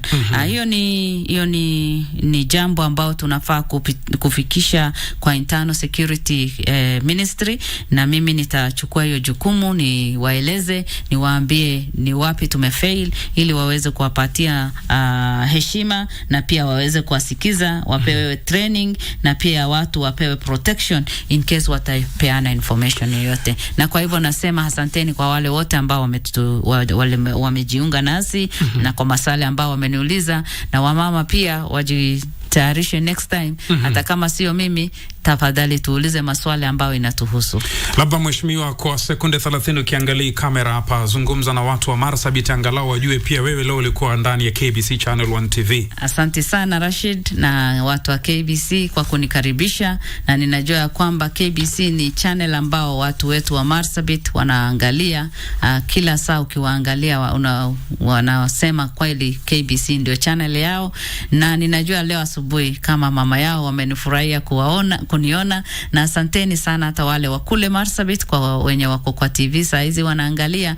Ningetaka kuambia asanteni sana kwa kujiunga na sisi, na ninataka tukuambia tupende amani, tuishi kwa amani, tupeleke watoto wetu shule waweze kusoma vizuri, tujaribu kufanya maendeleo ambayo itaweza kutusaidia hasa wakati huu ambao jilali imepita, tuweze kuona ni nini ambao tunaweza kufanya ili tuweze kupata chakula kwa mashamba yetu, na tuweze kuona vile tunaweza kufanya biashara yetu kwa njia nzuri. Asante. Na tupendane kwa makabila ambao mbalimbali. Marsabit imebarikiwa, tuko na 14 ethnic groups, na ninataka sisi wote tupendane. Asante. Tuishi kama wadada na wandugu. Mbarikiwe. Asante mheshimiwa, nitakutafuta kule ofisini kwako, tuje tuna kikombe cha chai mimi na John Angare. Kuna story nataka nikuletee. Sawa mheshimiwa? Sawa. Kwa hiyo nikija bunge nisizue, nitavaa suti. Sawa? Hata sio chai, nitakununulia ile lunch ya bunge ambao watu wanafanya. Ushamaliza mheshimiwa. Mtazamaji, kufikia hapo tunabudi kutamatisha kipindi. Itifaki yote imezingatiwa. Kwa niaba ya wote ambao wamefanikisha kipindi hiki, mimi naitwa Rashid Mwamkondo. Hadi Jumanne ijayo wakati sawa na huu, stesheni sawa na hii, labda uenda mgeni pia akawa sawa na huyu. Kwaherini. Asante sana mheshimiwa.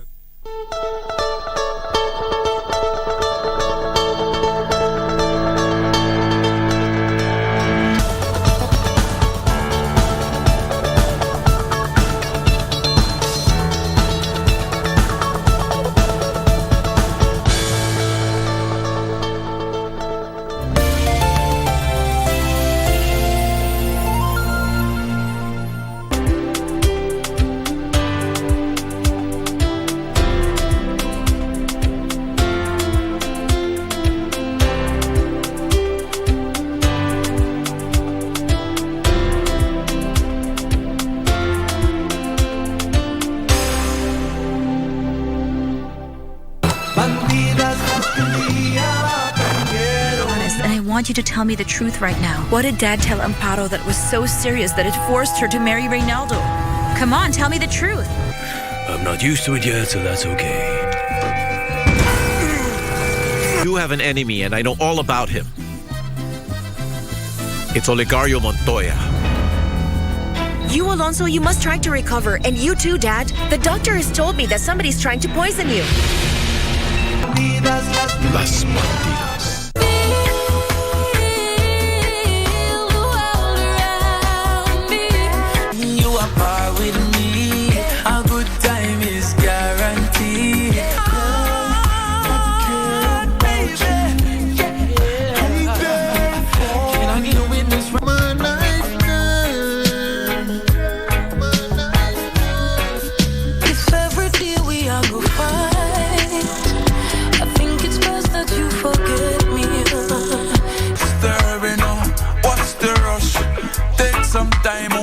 Burn some kush.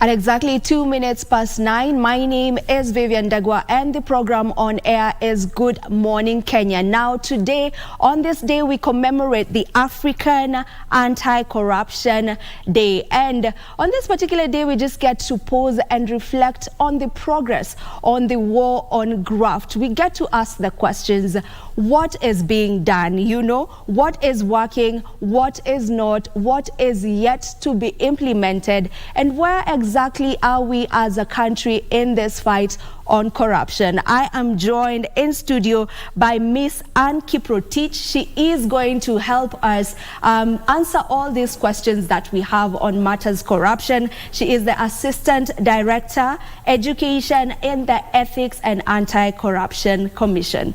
Miss Ann, welcome to the show. Thank you for having me. Good morning. Good morning. Kindly let us in on what you do. Thank you. As you have indicated, I'm an Assistant Director in the Department of Education and Public Awareness at the Ethics and Anti-Corruption Commission.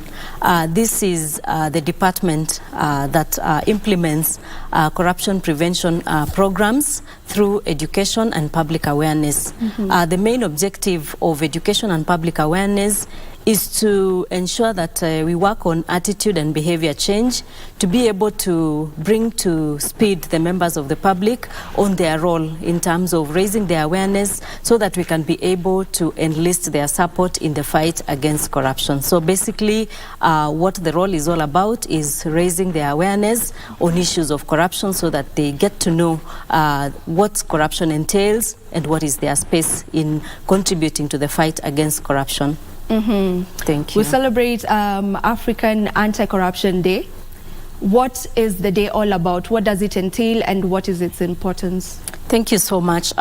In terms of the commemoration that is today, we are observing the African Anti-Corruption Day.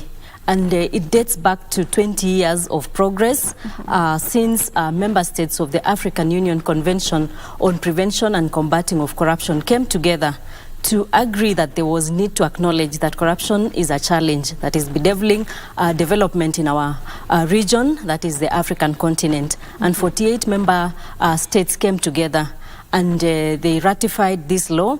And when we talk about the day, the main objective of the day is to help the member states to reflect and focus on the initiatives that they can put in place to enhance the fight against corruption so that we can be able to achieve the Africa that we all need, an Africa that is full of justice, an Africa that is developing in terms of the economical growth, and also far from that, to have an Africa that is free of corruption in line with vision, with the Agenda 2063. So today, the member states will be commemorating this achievement, and our theme is the African Union Convention on Combating and Preventing Corruption at 20, and we are looking at prospects and achievements. Okay, there's this picture that has been painted of Africa. I know you have to agree with me that this is a picture that is there where we are seen as being extremely corrupt, like totally corrupt. Kenya being in there. How bad is it? Okay, maybe before we go into that, allow me to just re-emphasize why we are having this commemoration. In terms of commemorating, it's because we are acknowledging the efforts that have been put in place.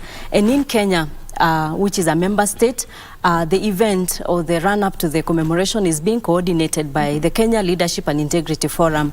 This is a multi-stakeholder approach whereby we have all the stakeholders coming in, over 20 stakeholders coming in to support the fight against corruption, because we do acknowledge that it is a challenge, it's a menace that is facing this country. So today, we have stakeholders coming together to acknowledge that we need to give our contribution to the fight against corruption and that it is possible. It is a war that we can win. And some of the major activities that are lined up for the commemoration so that we can look at Africa at large is that we have robust media engagements, and this is one of them. We have several media outlets running publicity and awareness programs to just bring the members of the society to be part of this dialogue, to be part of this very important discussion, because corruption indeed affects us either directly or indirectly. We also have social media engagements in our Twitter handle, in our YouTube channel, Facebook, Instagram. We are all there ready to answer the questions. And finally, we will be having the climax of the day being an integrity lecture taking place this morning at the University of Nairobi. and it will be meant to bring all the members and all the stakeholders to have a discussion around these issues. So back to the issue of where we are as a continent, it is true we cannot run away from the challenge of corruption. Indeed, it has affected us at a personal level, at a society level, even at the economic and the political arenas. And true to speak, it is affecting us, but I want to appreciate that there are countries that have done quite well in terms of, being able to put in place strategies. We have approaches that have been put in place, such as the East African anti-corruption agencies that have come together to acknowledge that there is a challenge, just as we have this African Union Convention.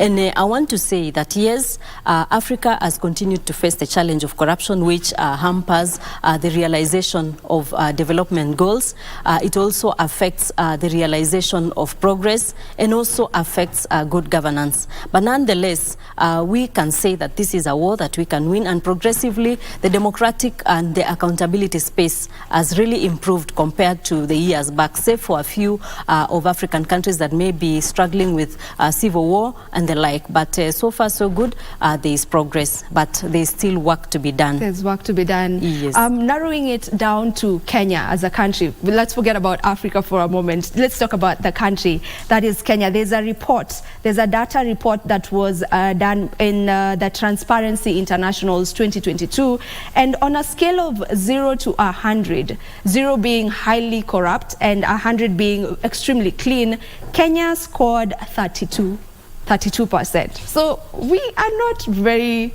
okay. Thank you. Indeed, it doesn't paint a great picture, but this is a perception survey, which was based on indicators to understand whether Kenyans are satisfied with the level of service delivery, issues of accountability indices. But compared to the previous year, we improved a step, because previously we were at 31 out of 100, and in the latest ranking, we improved a step and we were at 32%. Of course, there are those countries of the world that have been able to do well, and for those who are at at 100, it means there are very low levels of corruption. And we do believe that progressively this is a journey. If we can continue to engage the members of the public to ensure that all and sundry follow in this journey of being able to change our country, we will be able to gradually improve and even be at the level or at the league of those countries that have been able to deal with corruption. How are we going to do this? Briefly, I would want to say that in terms of having this dialogue on ethics and integrity, that is a very crucial role, because we may have put in place laws, we may have put in place institutions, but one thing that still remains is the commitment from all the citizens. If we can all acknowledge that corruption is a menace that is taking us back and is denying us our gains, if we can get to the realization that we need to be honest, you don't have to pay a bribe in order to get recruitment or to be employed. You don't have to pay a bribe in order to get a particular service. If everyone would do the right thing, someone says that we all know what to do, but the hard part is doing it right. And I want to use this platform to rally all the listeners, or maybe all the viewers, and even all Kenyans of goodwill, to be able to journey with us, and we will be able to change that narrative. So, Vivian, I want to believe that we will be able to move from the current rating of 32 to probably a higher rating. I know that you've touched on some of the loopholes, but if you may just go deeper on more loopholes that we have against this fight. Thank you. I want to look at the challenges that we face in the fight against corruption. One of the challenges is the attitude. Because, as I said, if we can be able to change the attitude and the perception so that everybody knows that you don't have to, bribe your way into getting a service. If we are able to change the attitude, and in terms of changing the attitude, we have various approaches. We have the civil society organizations who can demand for an accountability framework from the services that they seek from government. One of the other challenges has been politicization. Politicization has been a challenge, because every time we have people who've been, identified to have engaged in corruption, maybe they've been summoned to, record their statements, you will see people from their backyards, especially the feeling that maybe they are being targeted because they belong to a certain political orientation. But the picture is not that. As the commission, that is the Ethics and Anti-Corruption Commission, in discharging our mandate, which I will talk about briefly, we do not get, guided by considerations of, political opinions, or maybe where somebody, in terms of religion, we do not discriminate. When it comes to investigating and handling the issues, we do handle in a very professional manner. The other challenge has been, where witnesses get threatened. You find that there are people out there who threaten witnesses, such that people start having the fear to come forward and report cases of corruption. But nonetheless, we have mechanisms to protect whistleblowers. We have the Witness Protection Agency, whereby if somebody feels that maybe they are being threatened, they can always report and they get protection. The other challenge we have is the slow wheel of justice. Depending on the complexity of the case, maybe a case may be having an international aspect, whereby maybe monies have been stashed in foreign bank accounts. It may take a lot of time to be able to conclude on such cases, because you'll find that we may need to engage with the other jurisdictions where the monies have been stashed in. We will need to have engagements through mutual legal assistance of those countries, so that through the framework of mutual legal assistance, they will be able to help us to, get hold of these individuals, so that we can be able to repatriate them back to be charged for offenses of corruption which they committed even elsewhere. So the challenges are quite many, but I believe we can be able to change the narrative, because we've even seen impunity. There are those people who are brazen, and they go to the extent of even destroying evidence. You find that a whole organization would even decide to tamper with records, so that they conceal the evidence, which actually slows or affects, becomes a challenge to the fight against corruption. We've seen people burn down offices in the guise of trying to protect, or maybe to cover up for those people who engage in corruption. So the challenges are many, but nonetheless the opportunities are equally many, and I usually look at it from my point of view, and even from the point of view of the Commission, how, and in line with the theme of this commemoration that we are having today in Kenya, and also in the entire region of Africa. I usually say it is possible for us to change, or to turn these challenges into opportunities, so that we can gain as a region. Yeah, you mentioned that we all have a role to play in this, and I agree with you, because I feel like in a way we kind of glorify corruption, because there's this phrase that we usually use just on a lighter note, that the end justifies the means. So it doesn't matter how someone came up with the wealth that they have, as long as they have it well, the end justifies the means. So I really agree with you on the fact that we all have a role to play. If I may ask, who is yet to come on board on this fight? Thank you. In terms of bringing on board, other sectors and other actors, I believe it is high time it becomes a rallying call for all of us. I want to appreciate the leadership at various levels. They've pronounced themselves on the need to, eradicate corruption. And what I would want to say is that it's high time we get the citizens to support the fight against corruption. Because yes, as I had indicated earlier, we have the institutions, but the leadership still needs to continue, providing that leadership being a leadership that can be emulated. Because if you look at the requirements of leadership as provided for in the Constitution under Chapter 6, it requires that we have leaders who uphold integrity, leaders who are honest, leaders who are accountable, and leaders who will make decisions not based on, corrupt deals, or maybe, motivations of corruption. So what I would want to say is that we have leaders who still need to come forth and really support the fight, because quite a number of times I know we have a role as the leaders, but if we are to be asked, can we stand to be counted? That is the question I'm challenging the leadership, that we need at whatever level, without being specific to any leader, we need to actually continue leading by example. Then back to the citizens. We are the ones that get most often we get affected by the challenge of corruption, either directly or indirectly. You may be traveling on a poorly done road. What does that do to your car? If you are seeking for services, you are asked to pay even for services that are free.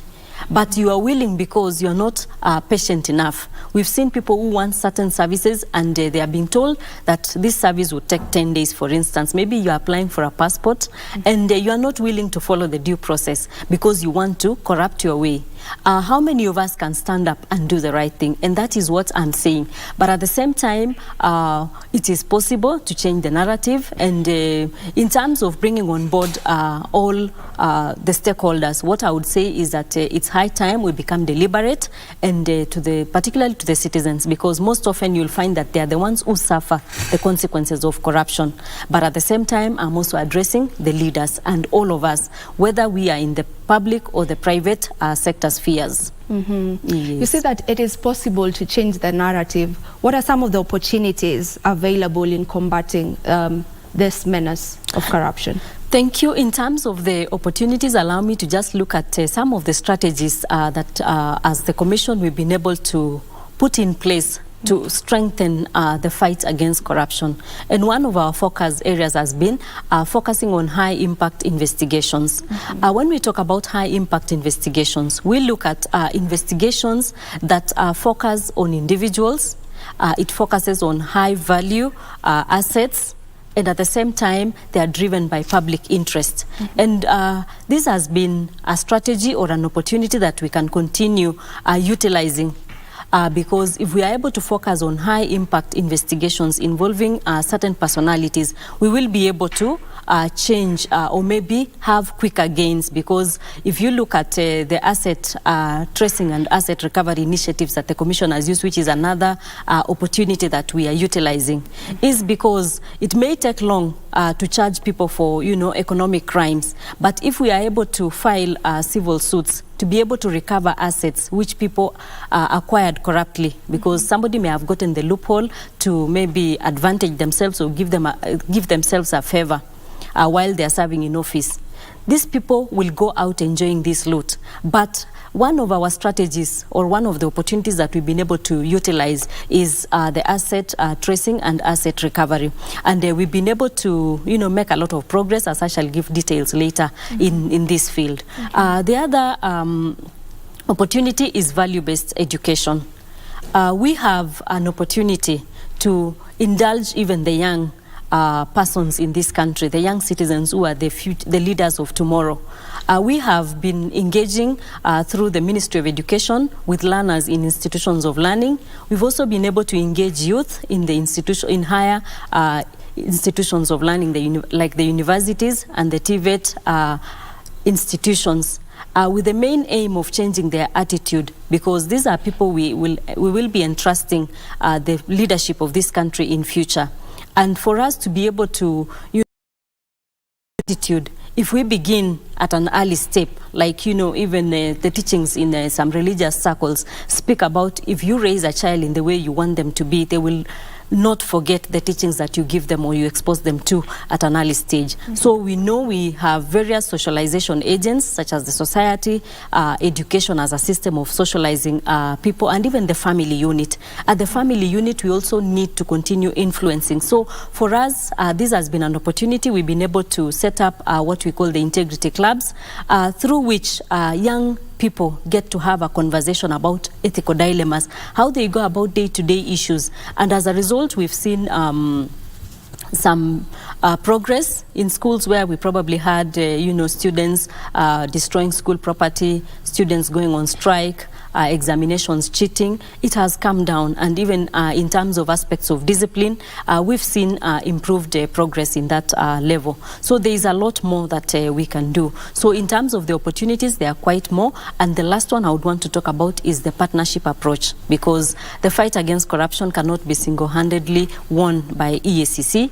We will need to join efforts. We need to collaborate with various institutions, both the public and the private sector. And this is one of the opportunities that we've been able to explore. We've entered into memorandum of understanding with various organizations, with various partners, both the international and the local development partners, to be able to support the fight against corruption and to mainstream corruption prevention. Okay. How do we bring the corrupt to book, especially those who hold high offices?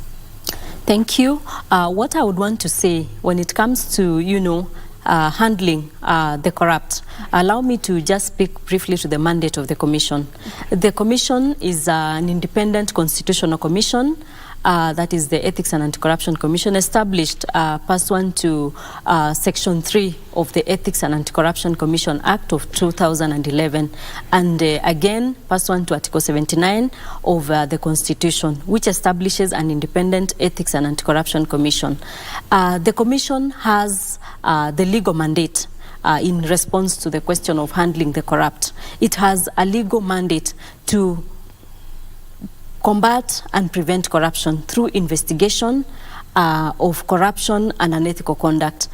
In terms of investigating the corrupt, when we receive complaints on allegations of corruption and unethical conduct touching on leaders or maybe public officers, even the private citizens, we do make investigations and then make recommendations for them to be charged in a court of law. And we do give our recommendations to the Office of the Director of Public Prosecution, who then looks at the evidence given, and then they charge those who've been found to be culpable. So the first strategy is prevention, because prevention is better than cure. And I have talked at length about prevention, where we work towards changing the attitude.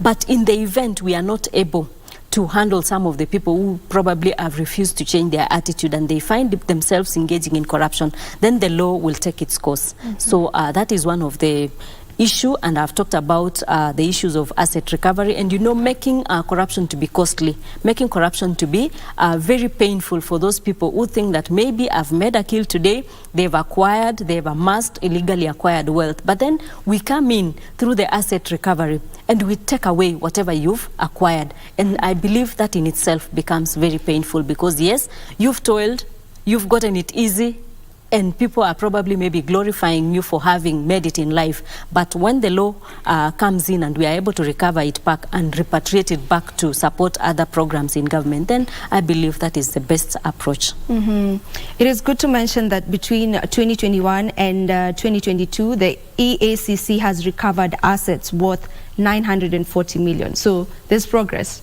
right? Thank you. Today being the 7th edition of this particular day since the inception in 2017, what are some of the achievements that you can talk about? Thank you so much. In terms of the achievements, I want to narrow the achievements to the last 5 years. That's the period 2018 to 2023.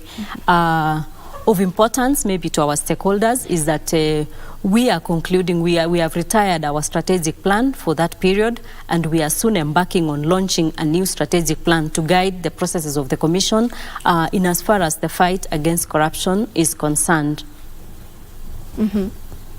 That is for the next 5 years. So allow me to just run quickly through some of the achievements, because it is in line with the theme of this African Anti-Corruption Day commemoration, where we are looking at the milestones, the achievements, and the prospects. So in terms of tracing of assets, we've been able to trace assets worth over 44 billion. And these are assets whereby we've been able to trace, and we've filed cases to ensure that we trace and recover these assets. In terms of recoveries, we've been able to recover assets worth 28 billion. 28.84 billion, which have been recovered, and we've been able to return it back to the public. These are monies and assets that had gotten into the wrong hands through proceeds of corruption. We also have ongoing cases for recovery of assets worth 42 billion.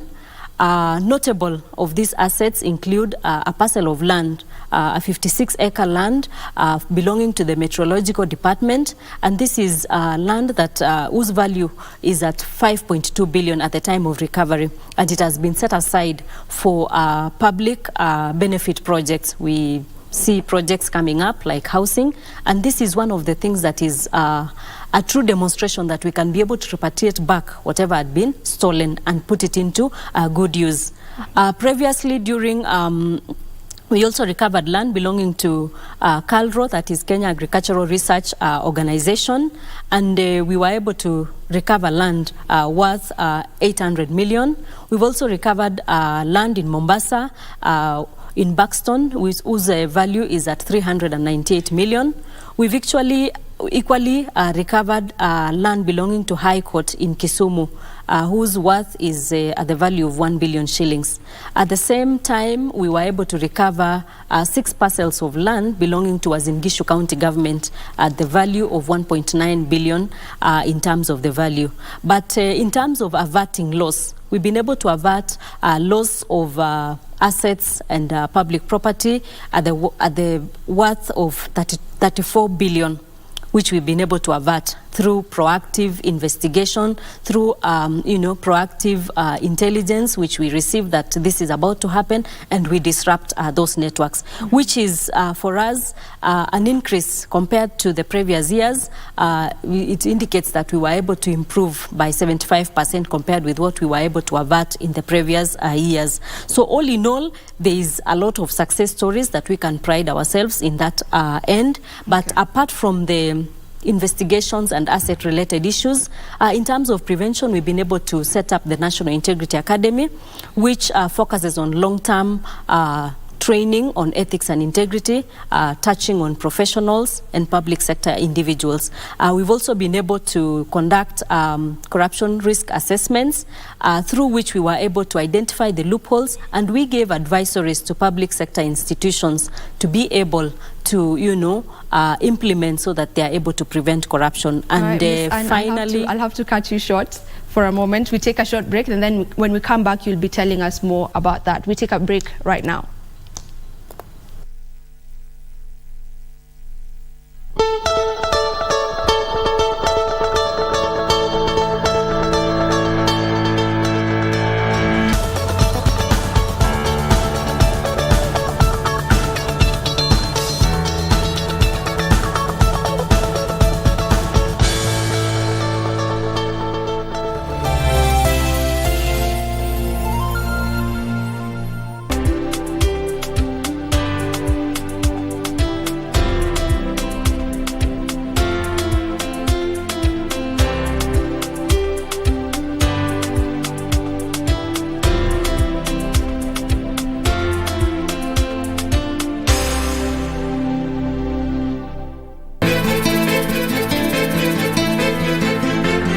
Kabla sijapata maradhi ya moyo.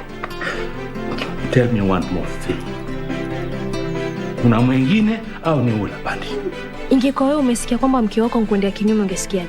Mimi sioni haja sisi kuja hapa. Oh really? Halafu ili jumba lote tumwachie nani? Mimi hapa kazi yangu ni wewe tu. Twende basi nao.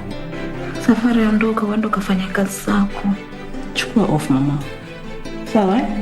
Nilikwambia mwanamke ni kisirani na hafanyi mzaha kabisa. Kwa hivyo mimi ndio nafanya mzaha.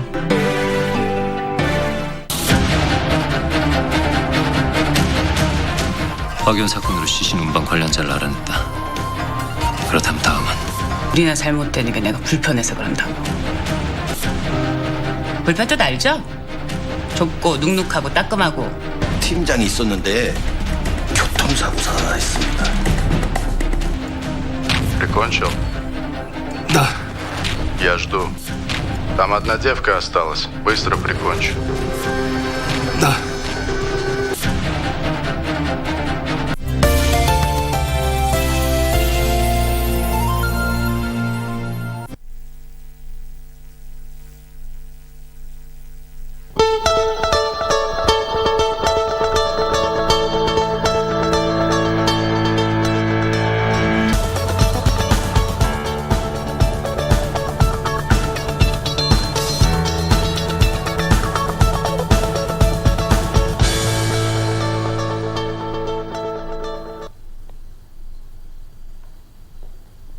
Welcome back to Good Morning Kenya. Before we took the break, Miss Anne was just telling us about some of the achievements they've had so far. So if we could get back to that, if you could wind up on the achievements. Thank you. Vivian, I was actually getting to the last achievement, and that is in the space of education and public awareness. In terms of reaching out to the members of the public, one of our achievements in the last 5 years has been that we've been able to reach out to students or learners in institutions of learning with a message on integrity to just enhance issues of value-based education.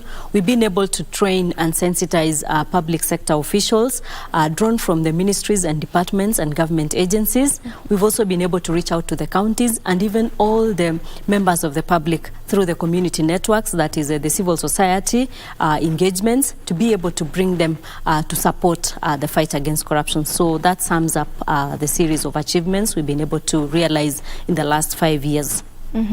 Today being the day that we commemorate the African Anti-Corruption Day, what are some of the activities that are expected to take place on this day?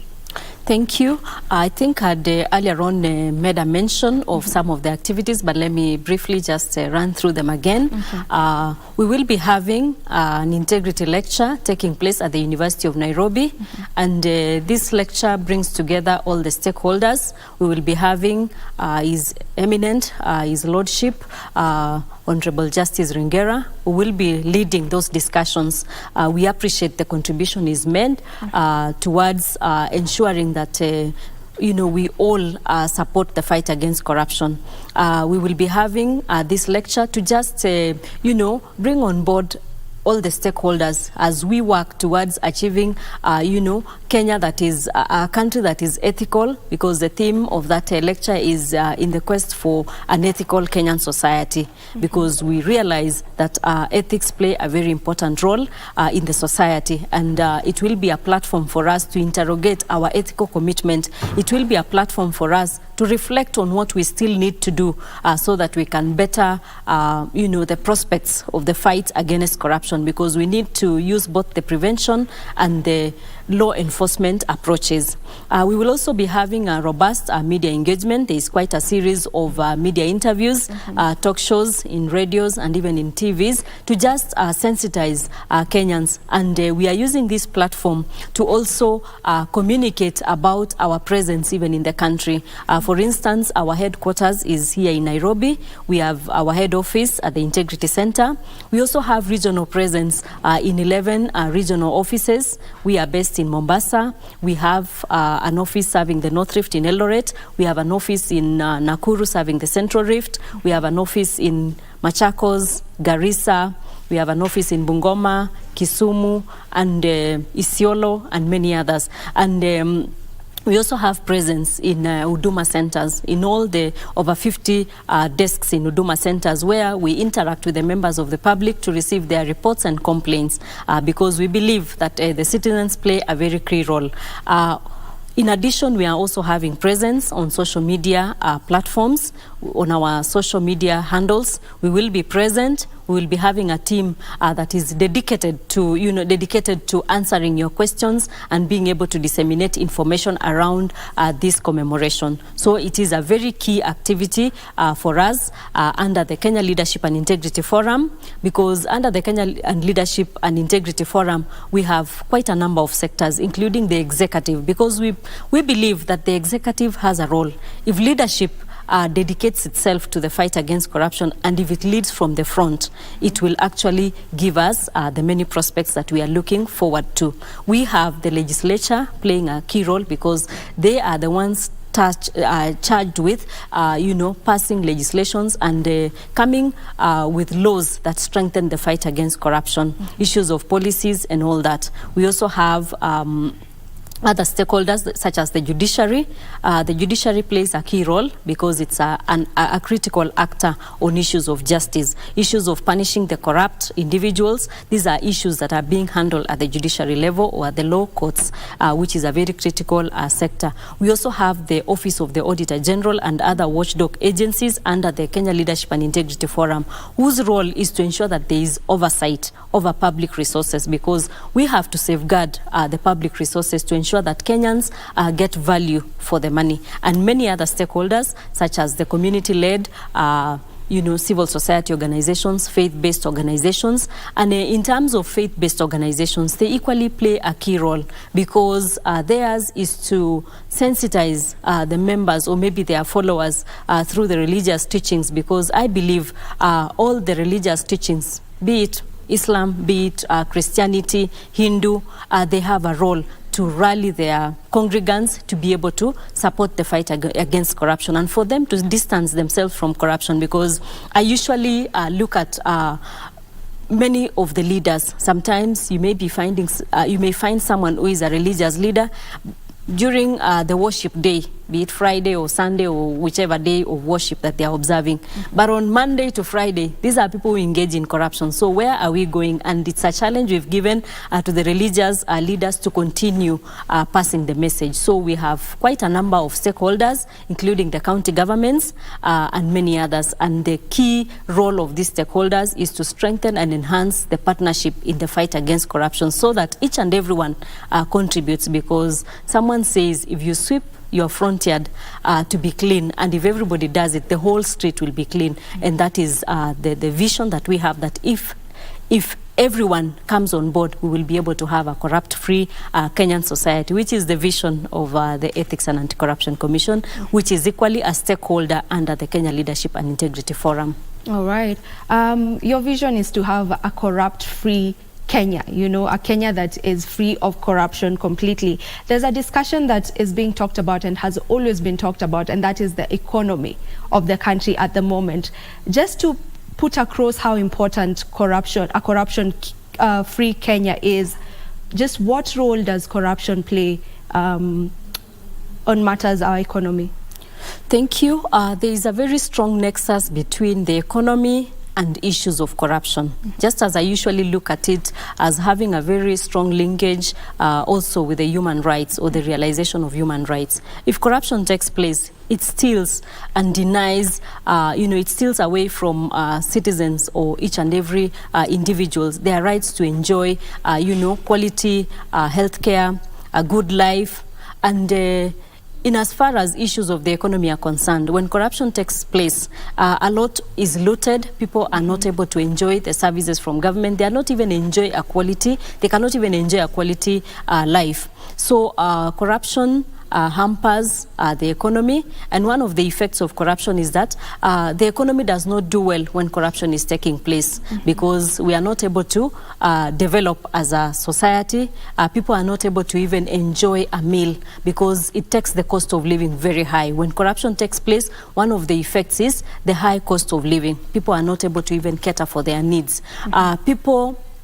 It also denies people opportunities to get employment, or maybe opportunities for recruitment, because due to corruption and as a result of that denied rights, people may not do well economically. In terms of corruption, you find that the infrastructure is also affected. We'll end up having poor delivery of services, poor infrastructure, we'll have poor roads, lack of clean water or access to clean water, which is a basic human right. People will lack housing, because if you look at the Constitution, Article 43 speaks or addresses itself to issues of socioeconomic rights, and one of them is housing and access to adequate healthcare. So corruption has a myriad of effects which boil down to issues of the economy, issues of the society, so that at the three levels which I may address, that is the social, political and economic levels, we will all feel the effects. That is why it's a high time we work towards eradicating this menace so that we can enjoy a quality, good life, and also be able to, have a corrupt-free Kenyan society, and if I may say, a corrupt-free African continent.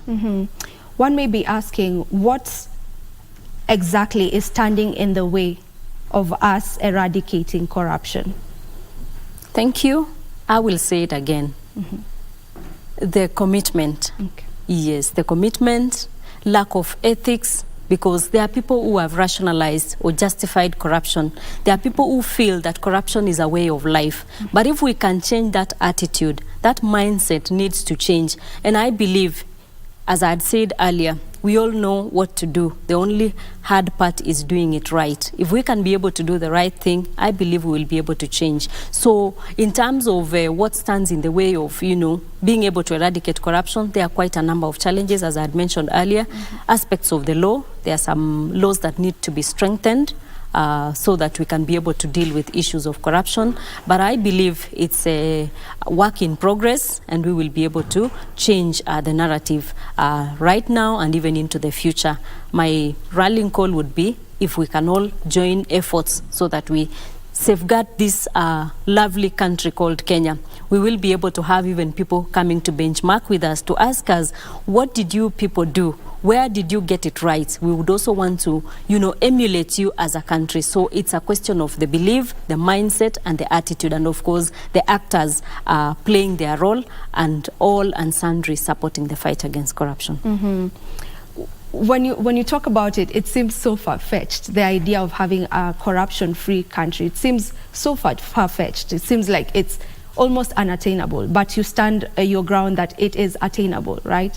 I believe if we work together, if we walk in this journey, we will be able to change gradually. As we've seen some of the achievements, I know it's still a long way to go, but it is doable if we all believe and rally along the call. All right. Maybe any last words as we finish on this discussion? Thank you. As we come to the end of the show, I just want to call upon all Kenyans of goodwill to support the fight against corruption. All members of the public should be able to report cases of corruption. Feel free to visit the Commission offices. Feel free to share with us reports on any allegations of corruption and unethical conduct. If somebody is making a demand on you to pay a bribe, please feel free to report. We have a short code of a toll-free number, which is 15. Let me just confirm. You can be able to reach the Commission through that toll-free number. I believe I'll be able to share. It's 1551. So there are very many ways through which we can support each other, and I call on all of us to report. Let's not support, or abet corruption. At the family unit, what are you doing? Yes. Are you a trusted role model as a parent or as a guardian? That would be my parting shot, so that your child doesn't feel that, why is this wrong, yet daddy or mommy is saying it's right to do. Thank you. When you're asked to do something, you're given an alternative, like you need to do this for you to get this. That's still corruption, right? It is. That's an interesting discussion. And you've raised a very important question, issue there, that corruption starts even in our homes. Yeah? Yes. So how do we need to go back to schools and start teaching corruption even in school? Because if cancer is not well taken care of, it will mutate into something else. For sure. Yeah. So how do you go about it then? Thank you. For me, I think it's the role of us, the citizens, or maybe the parents, or the guardians. We need to lead by example. We need to be role models, because there are these things that we do and our children are observing. You are, jumping the lights if you are driving on the road.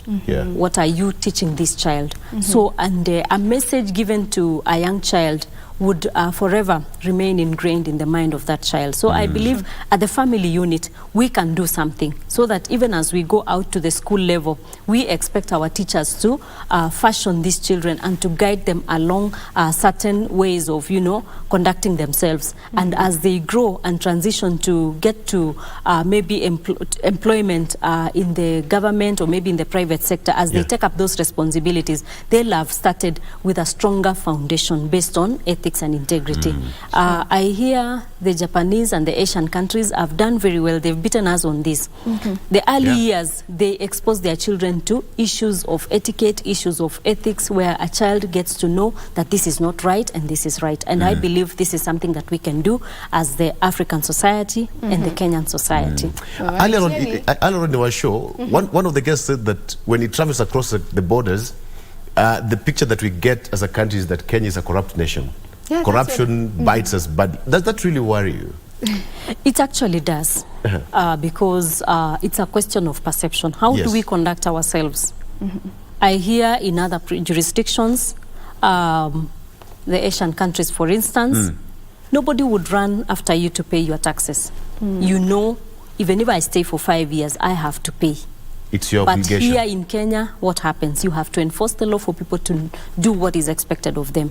But I want to say that it is possible to change the narrative if we all do the right thing. If we gradually commit to doing the right thing, I believe one day, one time, we will get there. It may not be easy, but we will get there. Yeah, charity, as they say, begins at home. So it is all up for me and you to, you know, help fight this menace of corruption. When you hear the president talks about the issue of corruption, the KEMSA officials are actually going home, left, right, and center. What is your focus as an institution? Leaps and bounds moving forward? Thank you. We will continue discharging our mandate as the Commission in terms of enforcing the law. And on a day-to-day basis, there are quite a number of issues that the Commission implements, and I may not get into those issues because today we are here to commemorate, you know, the African Anti-Corruption Day. But I want to assure Kenyans of goodwill that we are on course in the fight against corruption. Support us, let's walk the journey together, and we'll be able to deal with it. As you can see, those issues you've just alluded to, they are issues that are in the public sphere, but we are also on course. We are working on most of these issues. So I wouldn't want to delve further than that, but rest assured that we are working and we are ready to support the fight against corruption so that we have that vision, as I've just talked about, a corrupt-free Kenyan society. In the morning, before we started the show, we were making fun of how creative Kenyans can be. We are creative in any way. You fix this, the second one, they'll come up with an idea. So how creative are corrupt individuals? Because they sometimes you come with an idea or a situation to arrest corruption, but they will do something else to get corrupt, and the wheel will continue to go on and on and on and on. Yeah, for sure, corruption mutates. It takes various forms, and from time to time, from the prevention point of view, we've been giving advisories to various government institutions, and these advisories are aimed at helping them to strengthen the controls so that they are able to prevent whatever loopholes that encourage corruption to take place. Remember, the corrupt are also very clever. The risk of corruption is a very deliberate risk. The perpetrators actually who orchestrate these acts of corruption really sit to plan. So for us as an organization, we are keen to see the new forms of corruption that take place. And that's why from time to time, we undertake perception surveys to be able to understand what is new. We also reassess our strategies to be able to see which are some of the new strategies that we need to apply, because as you say, it keeps on changing. So we are quite alert, and we are keen to ensure that we are on top of issues each and every time as we continue to implement our mandate. Vivian, are you corrupt? Oh, well, are you corrupt? I'm not really corrupt, but as you said, we all have a role to play in this, so I'll go check myself. What about you? Are you corrupt? I would say the ethical dilemmas will always be there. So it is how you manage or wade through these ethical dilemmas. There are times I would say you'd rather go through the pain so that tomorrow you do not repeat it. Like, for example, you offend maybe on the road, go pay the fine, and I believe tomorrow you will not want to get caught up. Especially on the road. Are you corrupt yourself, Victor? No, I am not. I am not. Are you sure you've never given out a bribe on the road? The sheriff is in town. The sheriff is in town. I'm not corrupt. Okay, Malaysia show. All right. As Miss Ann Kiprotich says, we are on course. That is Howard's, and we are on course on this fight against corruption. This is where we end today's discussion. Thank you so much for tuning in. Victor, I don't know, do you want to wind up? Or we are still waiting for that link from State House. The president will have a press conference with the visiting, the Iranian president, who who is visiting, and we should be getting that live link anytime from now from State House. Remember, the visiting Iranian president, that is Dr.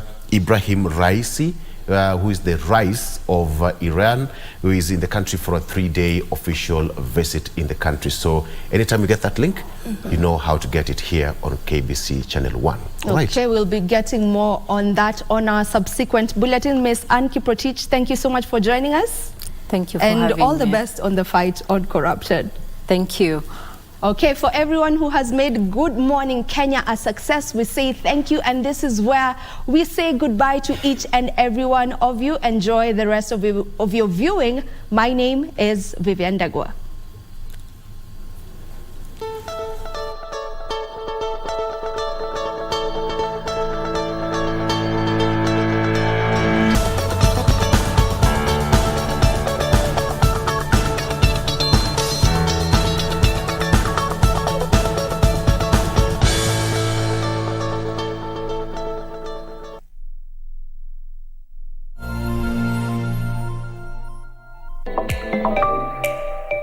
Food, a great atmosphere, and cutting-edge design. What more could you ask for? One of Kenya's newest hotspots is doing it all and adding culinary art into the mix. Anna Muli takes us on a journey to show us everything there is to experience. Take a look. This is definitely the place to be. Welcome to Nairobi Street Kitchen. Cheers. Yes. Located in the heart of Kenya's capital, in the Westlands neighborhood, this unique space is much more than just an eating place.